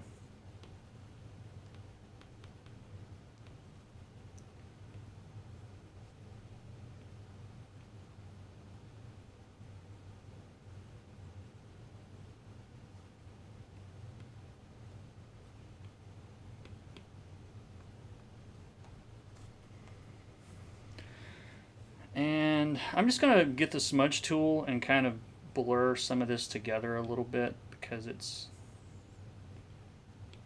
all these shapes are a little too round and soft.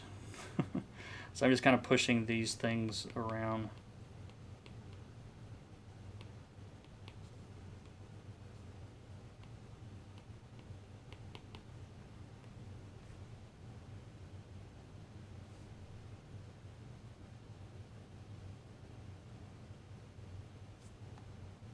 This is definitely the most detailed head I've ever done. Hands down.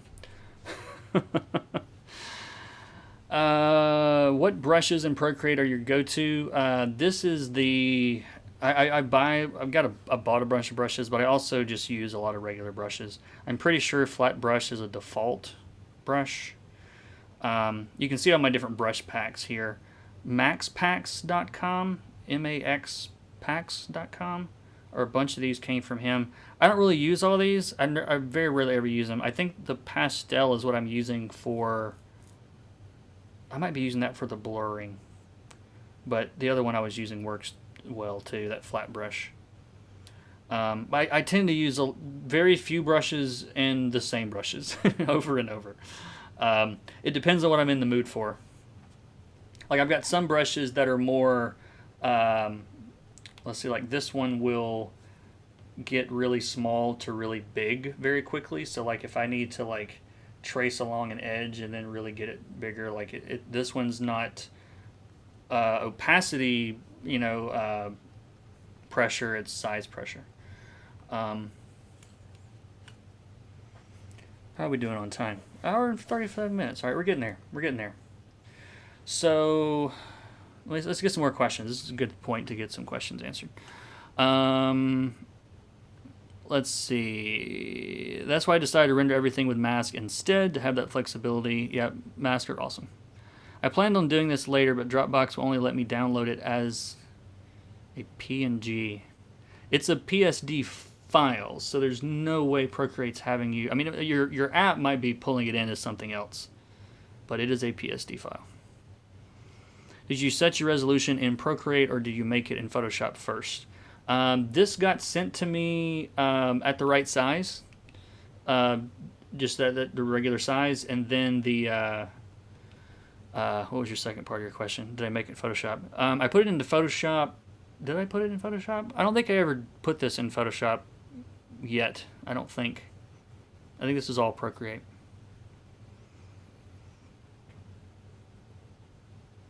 The same using Firefox. Chrome let me download. Yeah, I don't know. That's weird.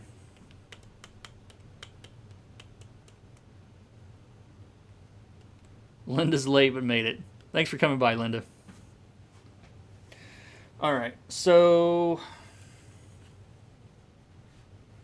now we're going to start kind of like some like bigger changes to this. Like we've kind of got all of the primary stuff taken care of. This is all going to be subtle tweaks from here on out, I think, until I decide that I don't like some part of this and want to redo it. So the first thing we're going to do, there's this... One of the things a lot of beginners have problems with is skin tones and skin tones that look dead or look weird. And a lot of times the reason for it is it's missing something that's called subsurface scattering. Okay, it's a really fancy technical term, but all it means is like if you turn on like a bright light, the easiest way to look at this would be, so you can see this light through my hands, okay? Like even though my fingers are blocking it, you see all that red? All right, put the light right behind my finger. Yeah, it wants to come through regardless. So you see how red my fingers look? Or you can do it like behind your ear. You can see it there. What that is I'll show you real quick. All right, so tangent lesson, because it helps to understand this. Let's just make this a boring color. And okay. So think about her like in profile, okay? So how are we looking at? Yeah, okay. So let's say that like her profile does this. So like her nose is here and this cheek kind of comes down and does this. Okay, this looks awful, but you get the idea. So let's take her nose out of the equation, and we're just looking at her cheek, okay, on her face. And so skin has thickness, okay? So it actually has, I'm going to add another little line here. It does this. So the light is coming from the top, right? And as it comes down, it gets trapped in the skin, and bounced around and then bounces back out because the skin is full of blood and liquid and water and all this kind of stuff. And when light passes into it, it comes out a little bit redder. Okay, now you'll notice coming straight down at this angle. All right, we're only getting the skin. We're looking at just the depth of the skin. It's only a little bit, right? If these rays went straight through. But look at what happens along the edge. So like all of this is in light and this is in shadow, right? So as you get down to here, do you see how long those lines are? Right along that part right there. That means it's catching a lot of that red, okay? And here, there's only so much blood, you know. It's only going to be a little bit redder, okay? But along this edge, where the light turns into the shadow, there's more area inside that layer of skin for the light to pass through, so it comes out redder, and it bounces back into our eyeballs redder than it went in. So what we're going to do is we're going to limit to this little area right here, and I'll show it to you. It'll make more sense now if we look at it on her. So now you can see this little area right here. Come on, work with me, Procreate. We're going to add some red through here, okay? And we're going to add some red through here. All the places that, even down this way, all the places where this transition is happening, we're going to add some red. Let's get rid of all of that. And I'm going to let's just put this on top of, you can put this on top of the second light if you want, that's fine. And we're going to set this to overlay. Now, the reason I'm choosing overlay, again, you can do all this on the same layer with an overlay brush if you want. But in overlay, it tends to affect midtones more than brights or highlights, which is exactly what we want. We want it affecting the midtone. Not really the light part and not really the shadow part. We want to affect the midtone. So overlay is great for this. So I'm going to pick this kind of middle tone right here, okay? It's not really yellow and it's not really getting into the purple, but it's kind of right there in the middle, somewhere in there. That's our starting point, okay? So what we're going to do is go into the color picker and I'm going to make this redder. I'm going to make it more saturated. I'm going to make it redder. Okay? And I'm doing this on a separate layer in case I pick the wrong color. We can shift it easily. Alright, so I'm on the overlay layer. I've got my reddish red color here. I'm going to lower the opacity. I'm going to soft brush so it's not too intense. And kind of right through here, I'm going to add some red. It's very subtle. But you immediately see, like, she looks like her skin is alive now. Okay? It's a little too intense, but that's fine. We'll turn it down in a second. I'm going to do the same thing over here on this arm. In this kind of mid-tone area. Add some red in there. Add some red over here. And it's a little too red. So I'm going to go, since I put this on a separate layer, we can brighten this, or I can shift the color around. I'll let you know where this ends up once I'm done here. So that I like. So what color is that? That's what we need. So it's actually purple, I think.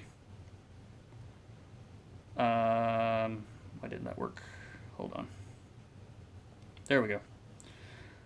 So now I'm going to pick that color. Oh, in Procreate, by the way, if you didn't know you could do this, if you hold down on the visibility toggle, it will hide all of the other layers. So you can quickly get to a certain layer. Hold it down right where this is, on the little checkbox. In Photoshop, it's whatever it is. Control, and hold down Control visibility or Alt visibility. I can't remember what it is without looking at it. So I can pick that color. And just so you know, it's like, you know, it's T-Mobile, put in magenta, pink, whatever. Not quite that, not quite as saturated, but yeah, that's basically where we're at. But that's the color that blends to make red on this particular image. It depends on, you know, what color mode you're going with and what your colors are and whatnot. Alrighty, let's see. I'm having trouble with selections. How do you select and not have a super hard edge again? Oh, if you want to do the feather thing, yeah, if you go to selection, you can change the feather to make the edge softer if you want.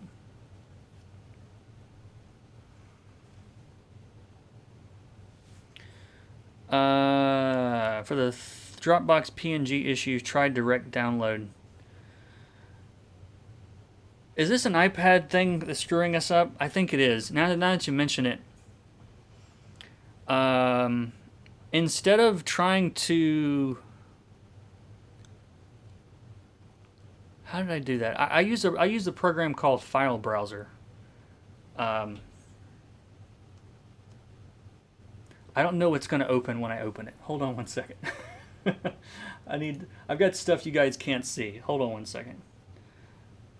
Let me make sure that we're not showing something I'm not supposed to be showing. Okay.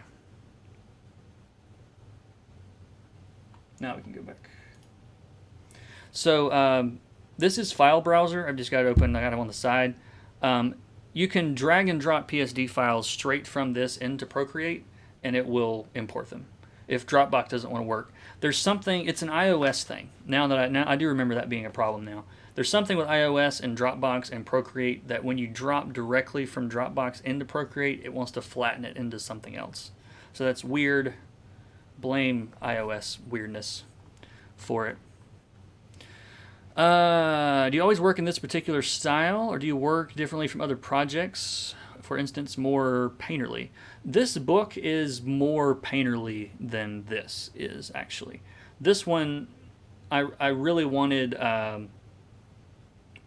wanted it to not, how do I put this? I basically wanted a smoother look for this cover than to do really painty covers.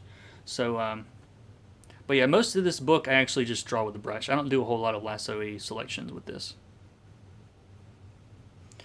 Is there a way to make one side hard and the other feathered? Oh, okay. That is just, I'll show you what he was talking about here. So if I make a selection, let's say this is my selection.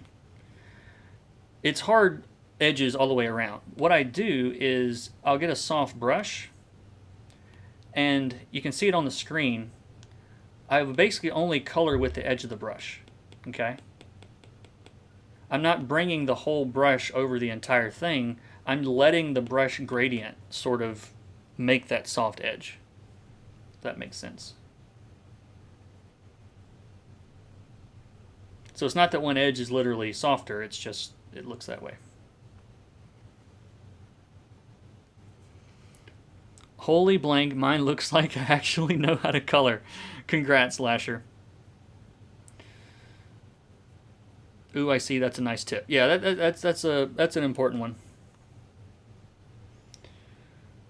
Okay, where were we? All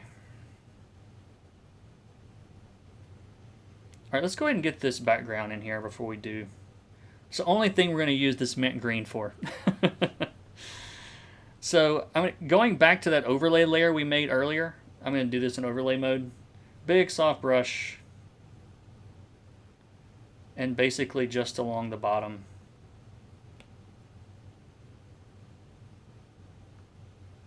I didn't select the background, which is why it looks weird, but it actually looks kind of cool though. Let's delete that from everywhere else, basically. Let's see, background.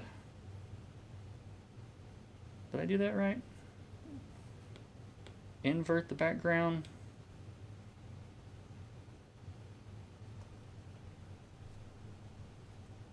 There we go. That's what I meant to do. So yeah, select your background first.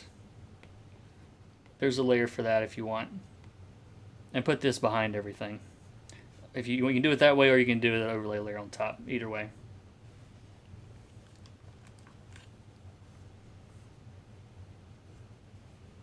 I don't know what it was about that green, but when I tried it earlier, I was like, ooh, that's it. That's the color I want. I mean, red and green are complements, so they work together.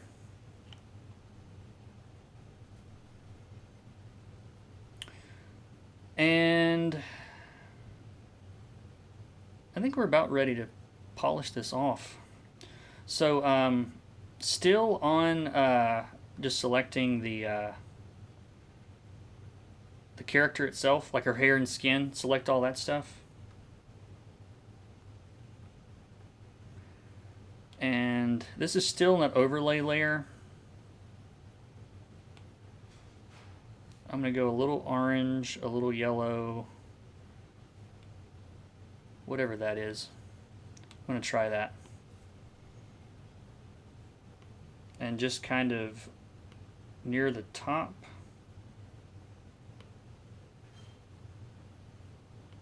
I'm just lightening all of, kind of everything with that yellow a little bit. You really can't see it unless you toggle it, like,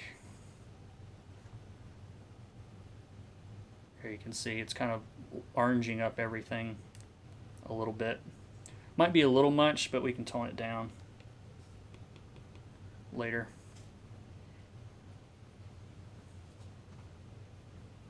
I think it is a little intense, so we can just, you can delete it, you can just erase it if you want. You could put a mask on it, either way. I'll keep this simple and just erase. Turning my eraser into a soft brown brush and then just kind of lightly pulling this away from her face. It got a little bit too orangey in her face.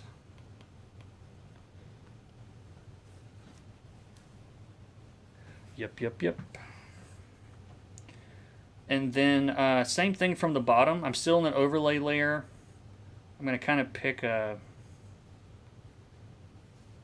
let's see. Yeah, let's stick with maybe a purple. I never know until I put it down.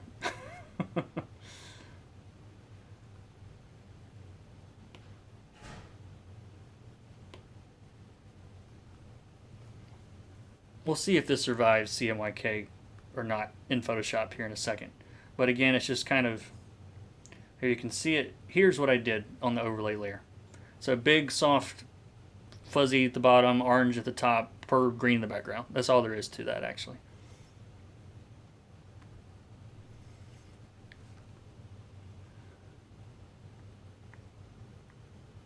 Now you stare at it and see if there's anything you want to do before you go to Photoshop.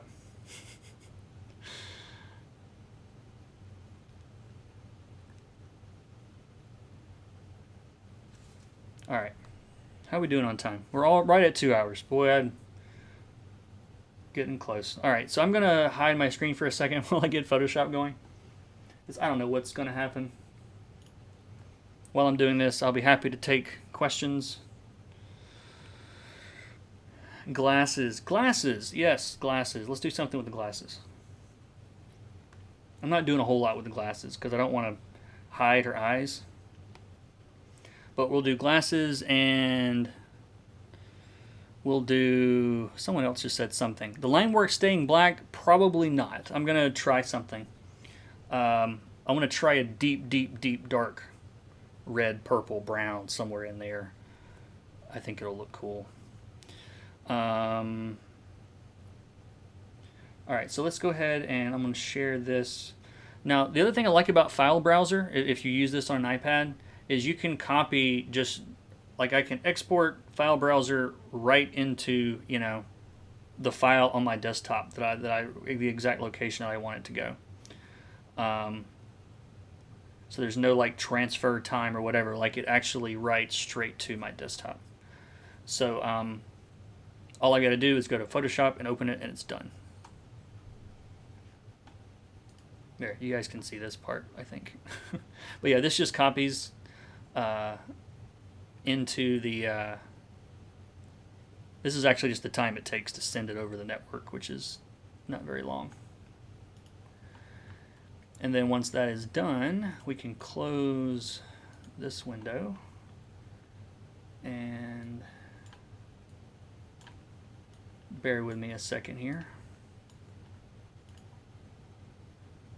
Yeah, I actually had this file open in Photoshop, and it just updates now, which is interesting. I don't think it's always done that.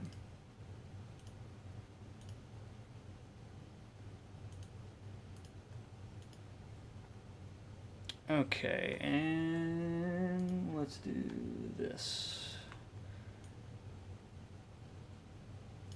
Sorry, I'm trying to make this all fit in here.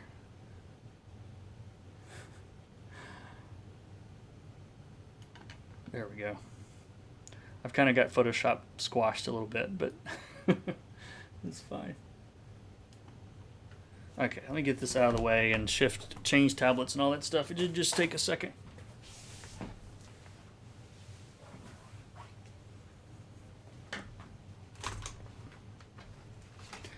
Yeah, you guys got questions, comments, concerns? Glasses, yeah, we'll fix the glasses. We can turn off our palette now and get rid of that. And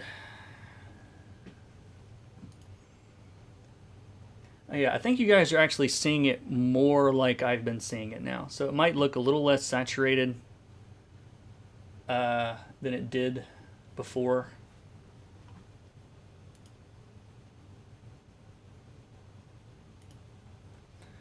All right. Wrong stylus.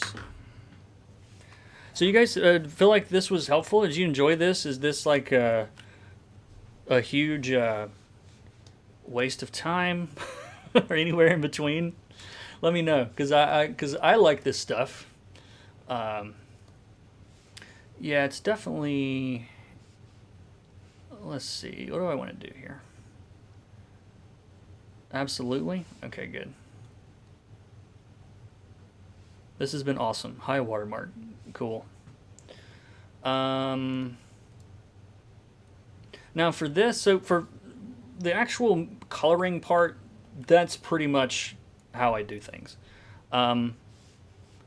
There is, from here on out, is going to be more tweaking kind of stuff. So I don't necessarily, you don't necessarily have to follow this exactly. This is just how mine turned out.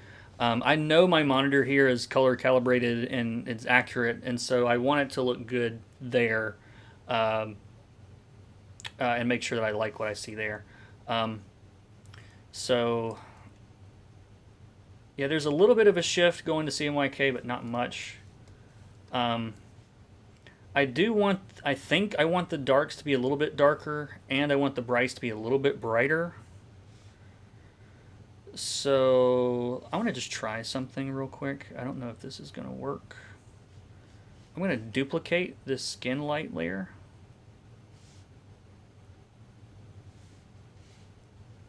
And that is definitely too much.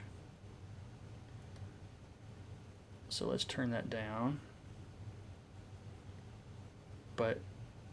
So basically what I did is I copied the skin light layer to a different layer and lowered the opacity to 24%. And that's basically that.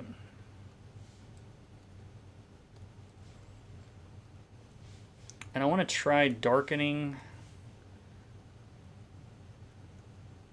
I'm going to try darkening her skin a little bit also.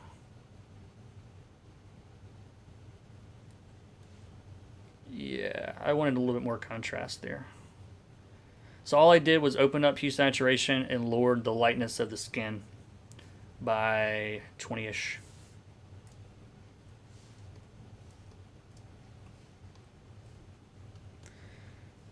And then same thing on the explosion. If I just if I darken the explosion underneath, yeah, better. I'm also adding some saturation to make it a little bit redder. So for this is the base color for the explosion. Is really dark right now. It's super dark. But that's what I want to let that light play off of that. And I actually, before I even started this stream, you guys may have noticed that I did some color holds on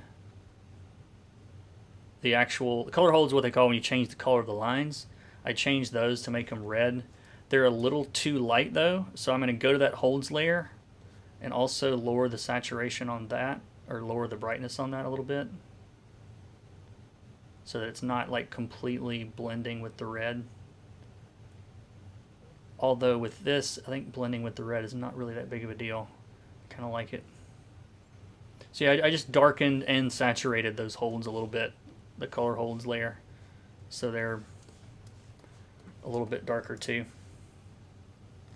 I'm really surprised how well that pink holds up in CMYK. Like on their chin, like that pink, it doesn't like that much, but it's close enough. We could try going to that second light and shifting it around a little bit if you want to. That little bit of blue looks pretty cool. It's just a little bit of blue, barely blue. I'm just shifting it the slightest bit toward blue. This is why I work on a lot of layers on covers. Because I get to the end and be like, nah, I think I like this. I'm not crazy about...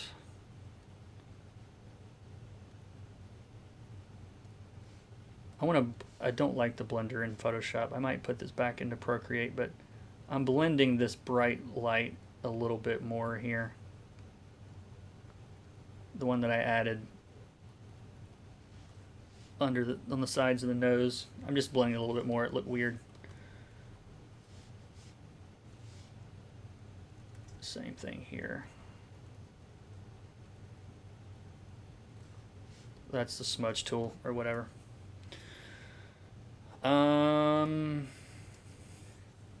Glasses. Let's do glasses. Let me back up and look at the chat. Sorry. Oh, you guys have been typing a lot. This has been really great. I learned a lot and love watching other artists work. Awesome. I enjoyed it, learned a few things. Cool. Super helpful. Really helpful. Let's do it again. In case you guys really hated this. Sorry. I learned a lot. Thank you so much. Yeah, now I'm just reading this for pure ego purposes. Nice that you give an insight in your workflow. Appreciate it. Super helpful. Keep an eye out for future streams. Follow me on Twitch. I do more Twitch streaming every Wednesday at 10 Central, 11 Eastern. But I might start doing YouTube more. This qualifies as a life-changing moment. That's a little intense, but thank you. I picked up so much tips and tricks from all this. I'm fairly new to it. Yeah, thank you. Why wouldn't you just increase the opacity of the first skin light layer? I think it was at 100%. Yeah, it was at 100% already. The brush was at 50%. The layer was at 100 already, so I couldn't increase it any more than it already was. I've bought almost all your courses on Udemy and been subscribed for a while. I have to say this has been the best way to see the theory in practice. Super helpful. Awesome, and thank you for your support. That's what keeps all this crap going. Incredibly helpful. Can we get a place to post the outcomes? Post it on Twitter and tag it with hashtag #MyMoneyShot is what I think what I said to use. Luckily, that hasn't been commandeered by anyone else yet. Yeah, and the Discord too. Like if you're a YouTube member or a Twitch subscriber or you're a patron, I have a Discord and we talk about this crap all the time. It's a bunch of coloring nerds, much like myself, and yeah, there's a Discord that we hang out in there. Bracken missed it. They'll be recording. You should do more color alongs. This is super fun. All right, I will see if I can do the next cover with them as well with this book. So I don't like her hair color overall. It's still too light. I want to darken it a little bit more. And we'll do the glasses. It's super subtle. It's just a little bit darker. How are we looking color-wise? Where'd my color window go? Oh, there it is. I got all this. Oh, I've got all this stuff crammed in at the moment. I don't need this at all. That's not what I wanted to do. There we go.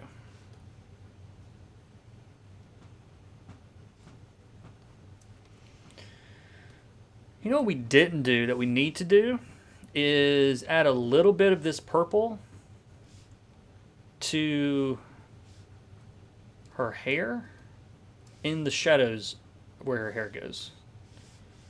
Why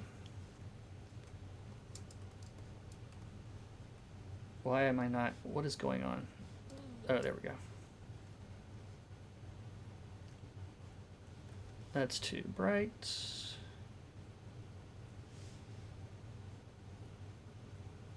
Just very, very subtle, putting a little bit of this purple in here. All the dark side, the shadow side.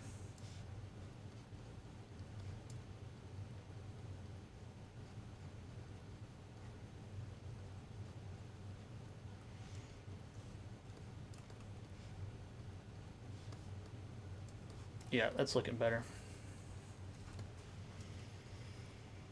Okay, so glasses. Now if you go all the way down to the bottom, there's a selection for this, so I wouldn't have to worry about it later. Earlier, looks like that. And if you hold down Control and click the picture, no, that's not right. Hold down Alt. That's not right either. Why isn't this working? Oh, there's white. Never mind. Just use the magic wand and select and then. I forgot that I had the white on that layer also. So I've selected her glasses. Now we need to get on top of everything for this, including the lines. I'm going to make a new layer. And let's set it to screen, maybe? And get a bright orange, saturated orange color.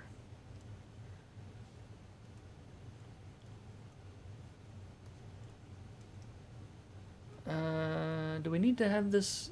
It can be under the lines, because yeah, well, it should be under the lines where the glasses are. Yeah, we'll just do this and then erase it from on top of the glasses, if that makes sense. Because I want it over her eyelashes, but under the glasses, if that makes sense.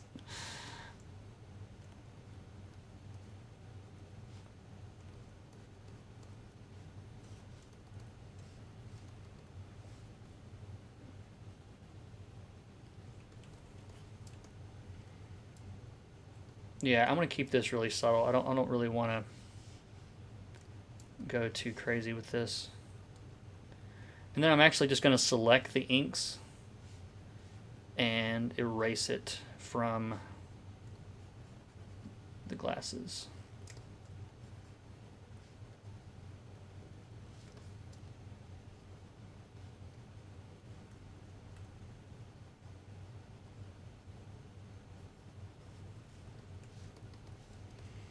Yeah, so her eyes are just a little bit lighter where her glasses are, but not much.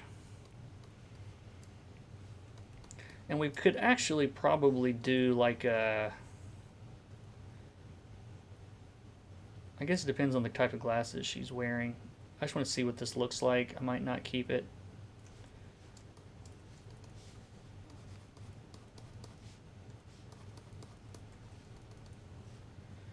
Yeah, I don't really like it.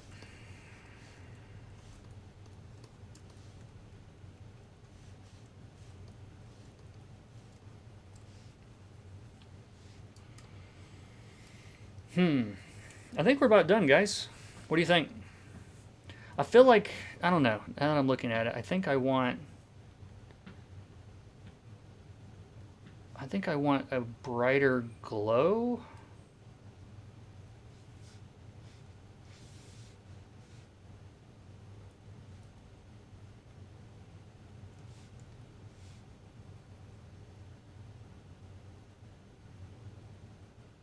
Yeah, so I just duplicated that glow that we made way earlier. The one that's just like the blurred layer on top. I just duplicated that.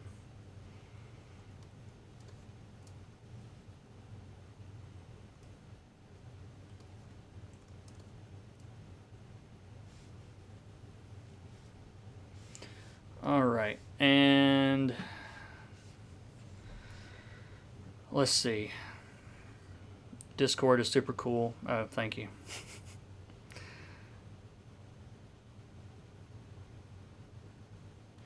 Trying some color holds. Try to invert the layer with the glasses rendering. Looks weird but cool. Yeah, I do want to try something. So, fastest way to do this would be... So I already have on this... Let me unclip this for a second. Alright, so that's what that color holds layer looks like without being clipped. So if I want to select everything other than that, which is what I want to do, I can just select the contents of that layer, clipped or unclipped, doesn't really matter, and then invert the selection, which is Control-Shift-I, or in Procreate you just hit the invert button on the selection. I think that should do it. And what color did I use? I'm gonna get a really deep... this purple might not print right, but I'm gonna try it anyway.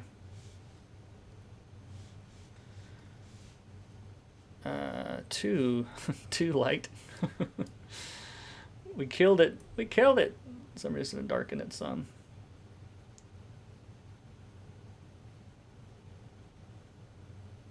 Yeah, it's super subtle.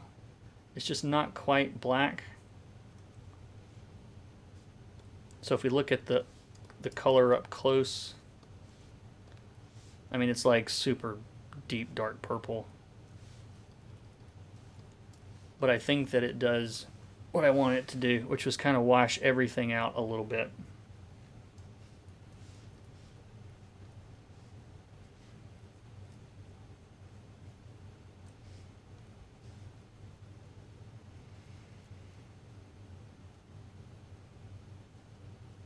And I think, sorry, I tweak things a lot at the end, typically. What is this? This is just that. Okay. This is third white. So I'm going to select her hair only. And then I'm going to linear dodge layer again. And I think I want to brighten this under here. Because I feel like it should be almost as bright as her skin, but it's not. And it kind of gives us that feel that it's a ring that's lit all the way around.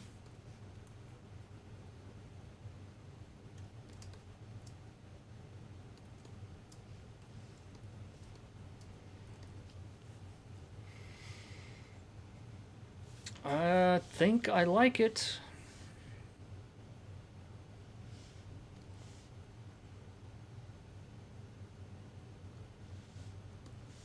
Alright, I want to try one more little quick experiment here. And then I'll take questions if you guys want. That's not what I meant to do. I'm going to try this and then I'll tell you if I keep it.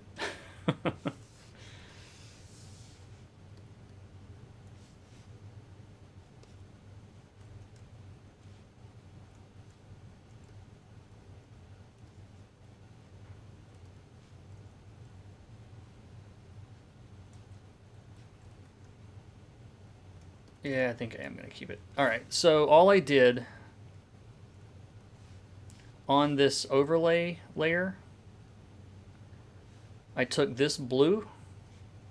Why can't you see that here?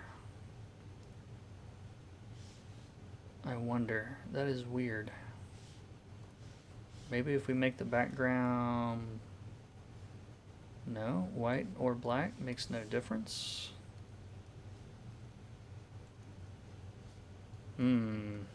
Boy, these layers got out of hand today. It's a big experiment for me too, in a lot of ways, this stream. But yeah, I added a little bit of like deep blue in overlay mode to kind of purple up some of the stuff in the shadows. And it's super subtle, but you can see it here. I don't know why you can't see it if I try to... Let me just change the layer mode. Does that work? No. So weird. I can't see the contents of that layer. I don't know why. But yeah, it's basically, you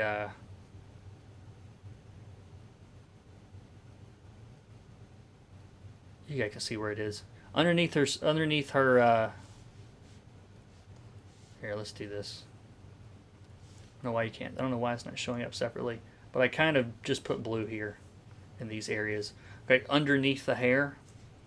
And an overlay darkens a little bit too when it's darker than 50%. I think that's what it was missing. I'm happy now. I would totally buy this comic book. You should buy this comic book. August 23rd is when #1 comes out. It's going to be awesome. Now it looks like she's riding a fusion reactor. Yeah, it's perfect. Are most comic books drawn and then colored by more than one artist? Yes. The comic books they're sort of made in an assembly line, okay? So like you have, I'm sorry, I am really dark in the webcam. I'm just noticing. Is that any better? Not really. Hold on.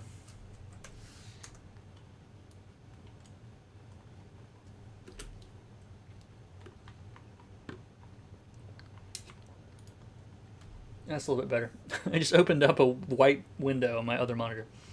No, comic books are kind of like an assembly line. You know, you have one guy, typical situation. It varies, but usually you got a guy writing it, and then and they're collaborating with an artist typically, and the artist interprets the script and working with the writer, and then so it's drawn. Like this was written by Tim Seeley, this book, and Sarah Beatty, aka Nacho Sarah on Instagram. You should follow her.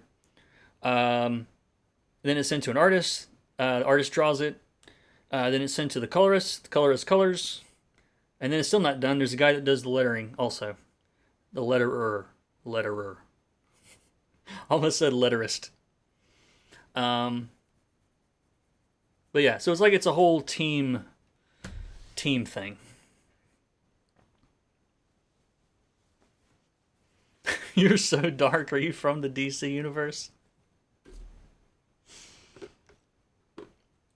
Yep.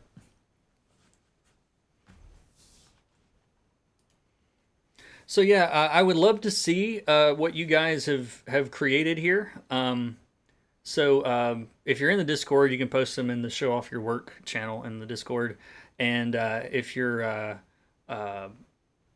not in the Discord, then you can post it on Twitter or Instagram or wherever people post things these days. If you're a younger person and you know somewhere cooler, post it there. I would appreciate it if you credited, and she would as well. Rebekah would appreciate it if you credit her in the post.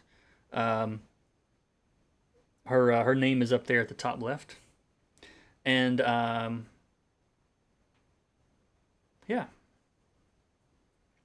Sorry if it's already been asked. I'm late. Do you have a specific guideline for when you would use a color hold or use color holds? I tend to tell you what. If you guys won't tell anybody, I'll ask forgiveness later. Here's a page from #3, this issue. And this is a good example of where I use color holds. Hello, Steve. I won't tell. Chris won't tell. So, like in these panels, for example, there's a giant pufferfish filled with water being thrown by a catapult to some people that are, some aliens that are fish, underwater-based humanoid aliens type things. And it doesn't really matter for the purpose of this.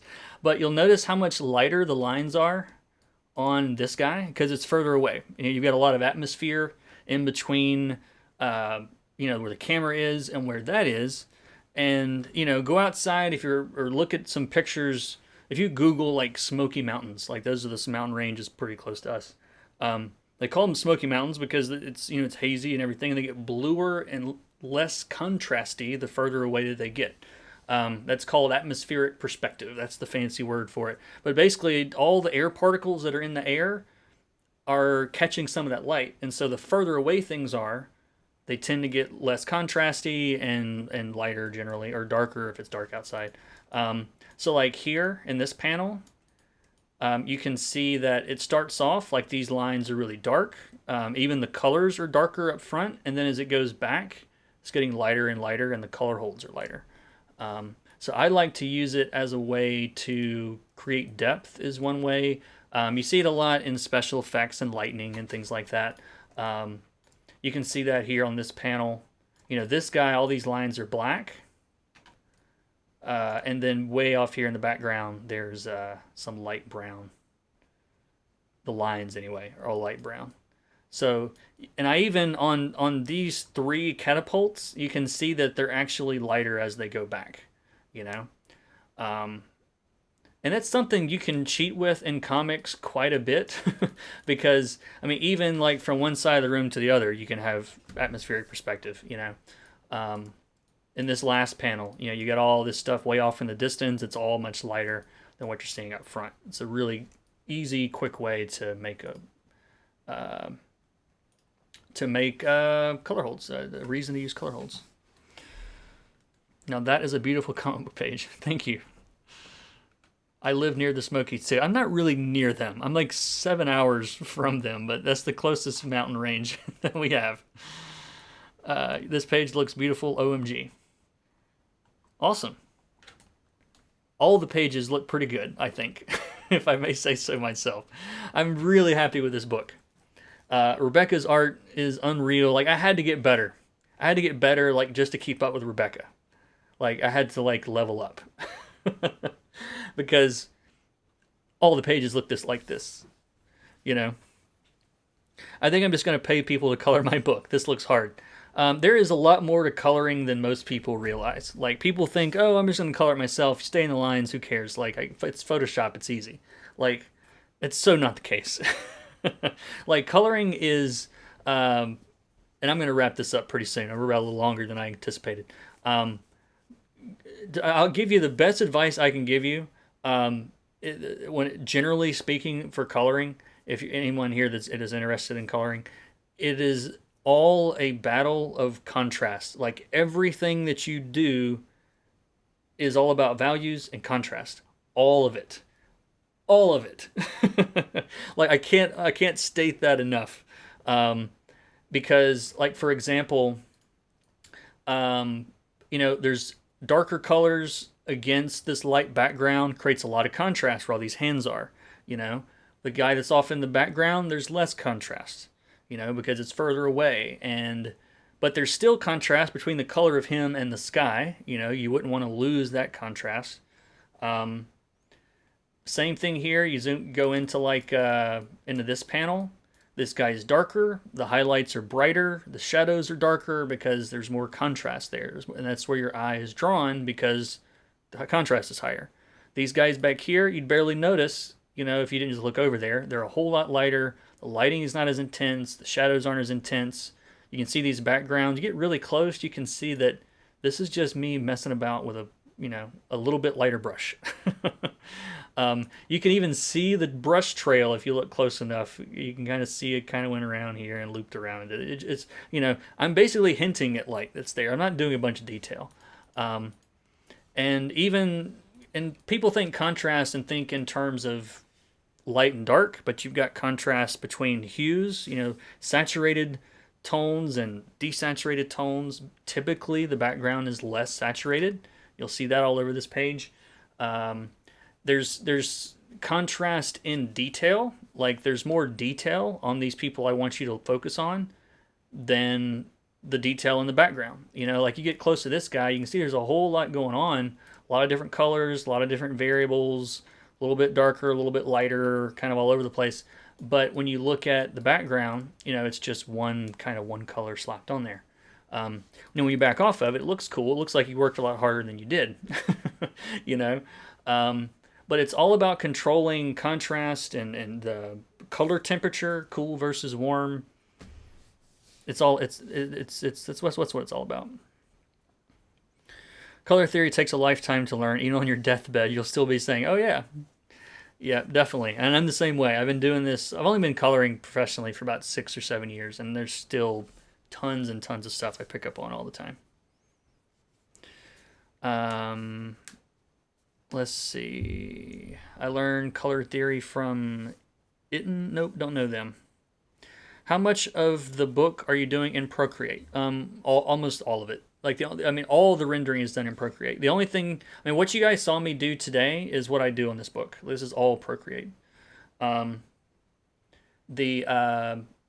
only thing I do in Photoshop is set up the pages, set up the flat colors. Just because, honestly, because Procreate doesn't have a proper magic wand. I'm gonna be making a video soon, and I need all of you guys' help. I mean this 100%. I'm gonna make like a 2-minute, very shareable, highly retweetable plea with Procreate, with Savage, the company that makes it, to add the ability to select all the things that are one color all at one time. Okay? Because it's nothing in Photoshop or Clip or Art Studio or Art Rage or Medibang or Krita, GIMP, any app that I can think of. If I want to select all this cliff, I just grab the magic wand and I click it. And, well, I'm on the wrong layer, but I click it and you can see I've selected this whole cliff. In Procreate, it's all contiguous, I think is how you say this word. So when this is checked, it means you have to click here, and then in here, and then in here, and then in there. I can't even click on it. There, in order to select that thing. That's my one major gripe with Procreate. If they will add this one thing, I will be a much happier camper. But this is why I don't set up my pages in Procreate. It's because it takes a long time. It takes too long. And I either use Art Studio Pro on the iPad, or I'll use Photoshop to do that part, because it's a silly, silly thing. And if they'll just, I'm going to add it, I'm going to put it in their portfolio, in their, not portfolio, in their forum for support. I'm going to link it. I'm going to tell everybody to upvote that. So comment, tell them why you need it. I'm going to really try my best to get this changed. But yeah, it's just, it's really dumb. It's the one thing about the app that drives me a little crazy, because even on a page like this, let's say I want to grab all of these little rainbow colored areas. I go down to my flats, and in every other app imaginable, I can just click it. And as long as contiguous is not checked, it'll select all the areas that are that color. But in Procreate, if I click that option, which is basically what Procreate does, I've got to select everyone separately. So imagine doing this I don't do it, but imagine doing it with a chain link fence, and you have to select all of the areas. It's ludicrous to not have this in the app. So I love Procreate more than life itself, but they have to fix this. I really hope they'll fix it. So I might actually cut out this clip right here. Be like, Procreate, please. Hashtag Procreate, please. It's just dumb. So what I end up doing is the initial setup I do in Photoshop. I do all the rendering in Procreate, and then when I'm done, I go back into Photoshop because I have to make CMYK files for print anyway. But I usually kind of, do some tweaks and things like that. Just kind of like we did here. I might also, I haven't played with this yet, but I would probably, you can mess around with levels adjustments or something, so I could brighten or darken this depending on what I want to do. But this is the kind of stuff that I usually just do in Photoshop. I actually do want to brighten all of this up a little bit.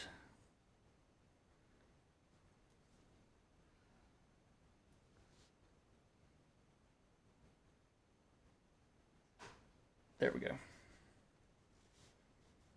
And that was a levels adjustment.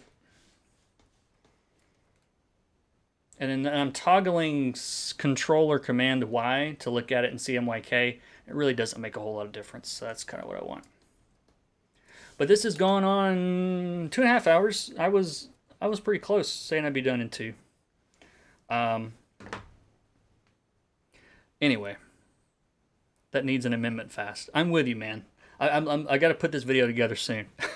And I'm gonna share it and try to get all of my comics people that, because everyone else I know that uses iPad to do anything is either using Clip or using some other app. And the thing I like about Procreate is how minimal the tools are.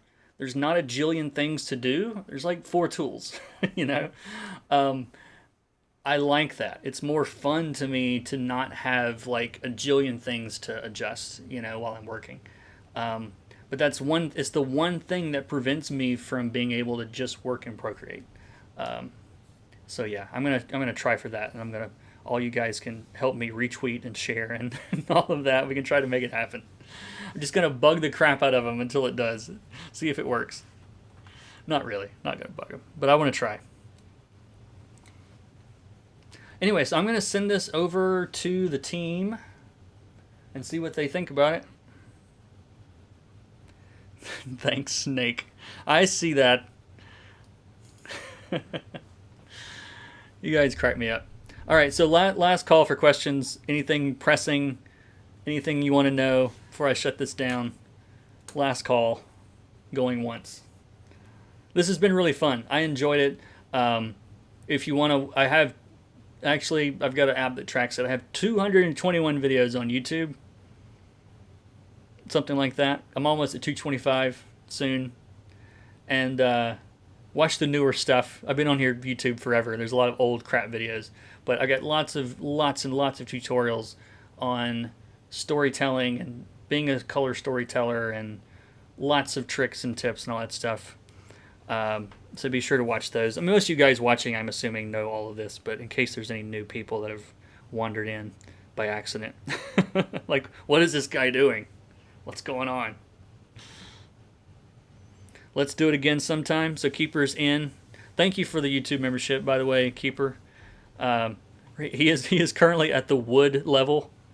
I think after wood is stone. It's a slow burn to get cool things on there. It's like the 3rd month, I think you get bronze or something. Do you plan on making more of these streams in the future? Probably so. You guys seem to have enjoyed it, and you know, we had plenty of people here, and so I had fun.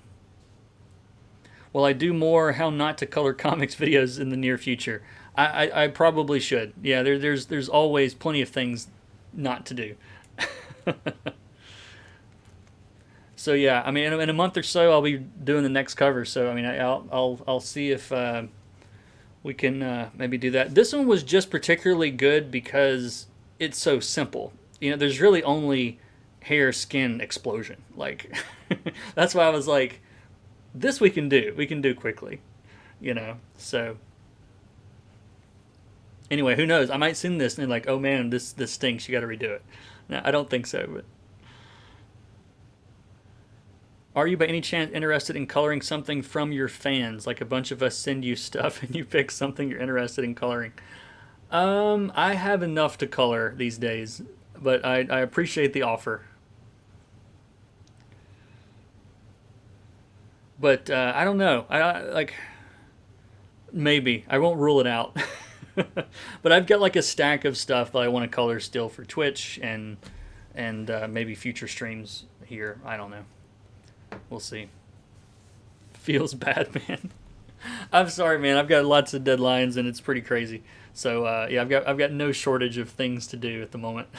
Well, this has been a lot of fun, guys. I'm gonna go ahead and shut it down. I will post everywhere if I do this again. So follow on Twitch or Twitter, YouTube, Instagram, any of those places. But thanks for watching, and check out the book in October. It's going to be interesting. It's going to be something.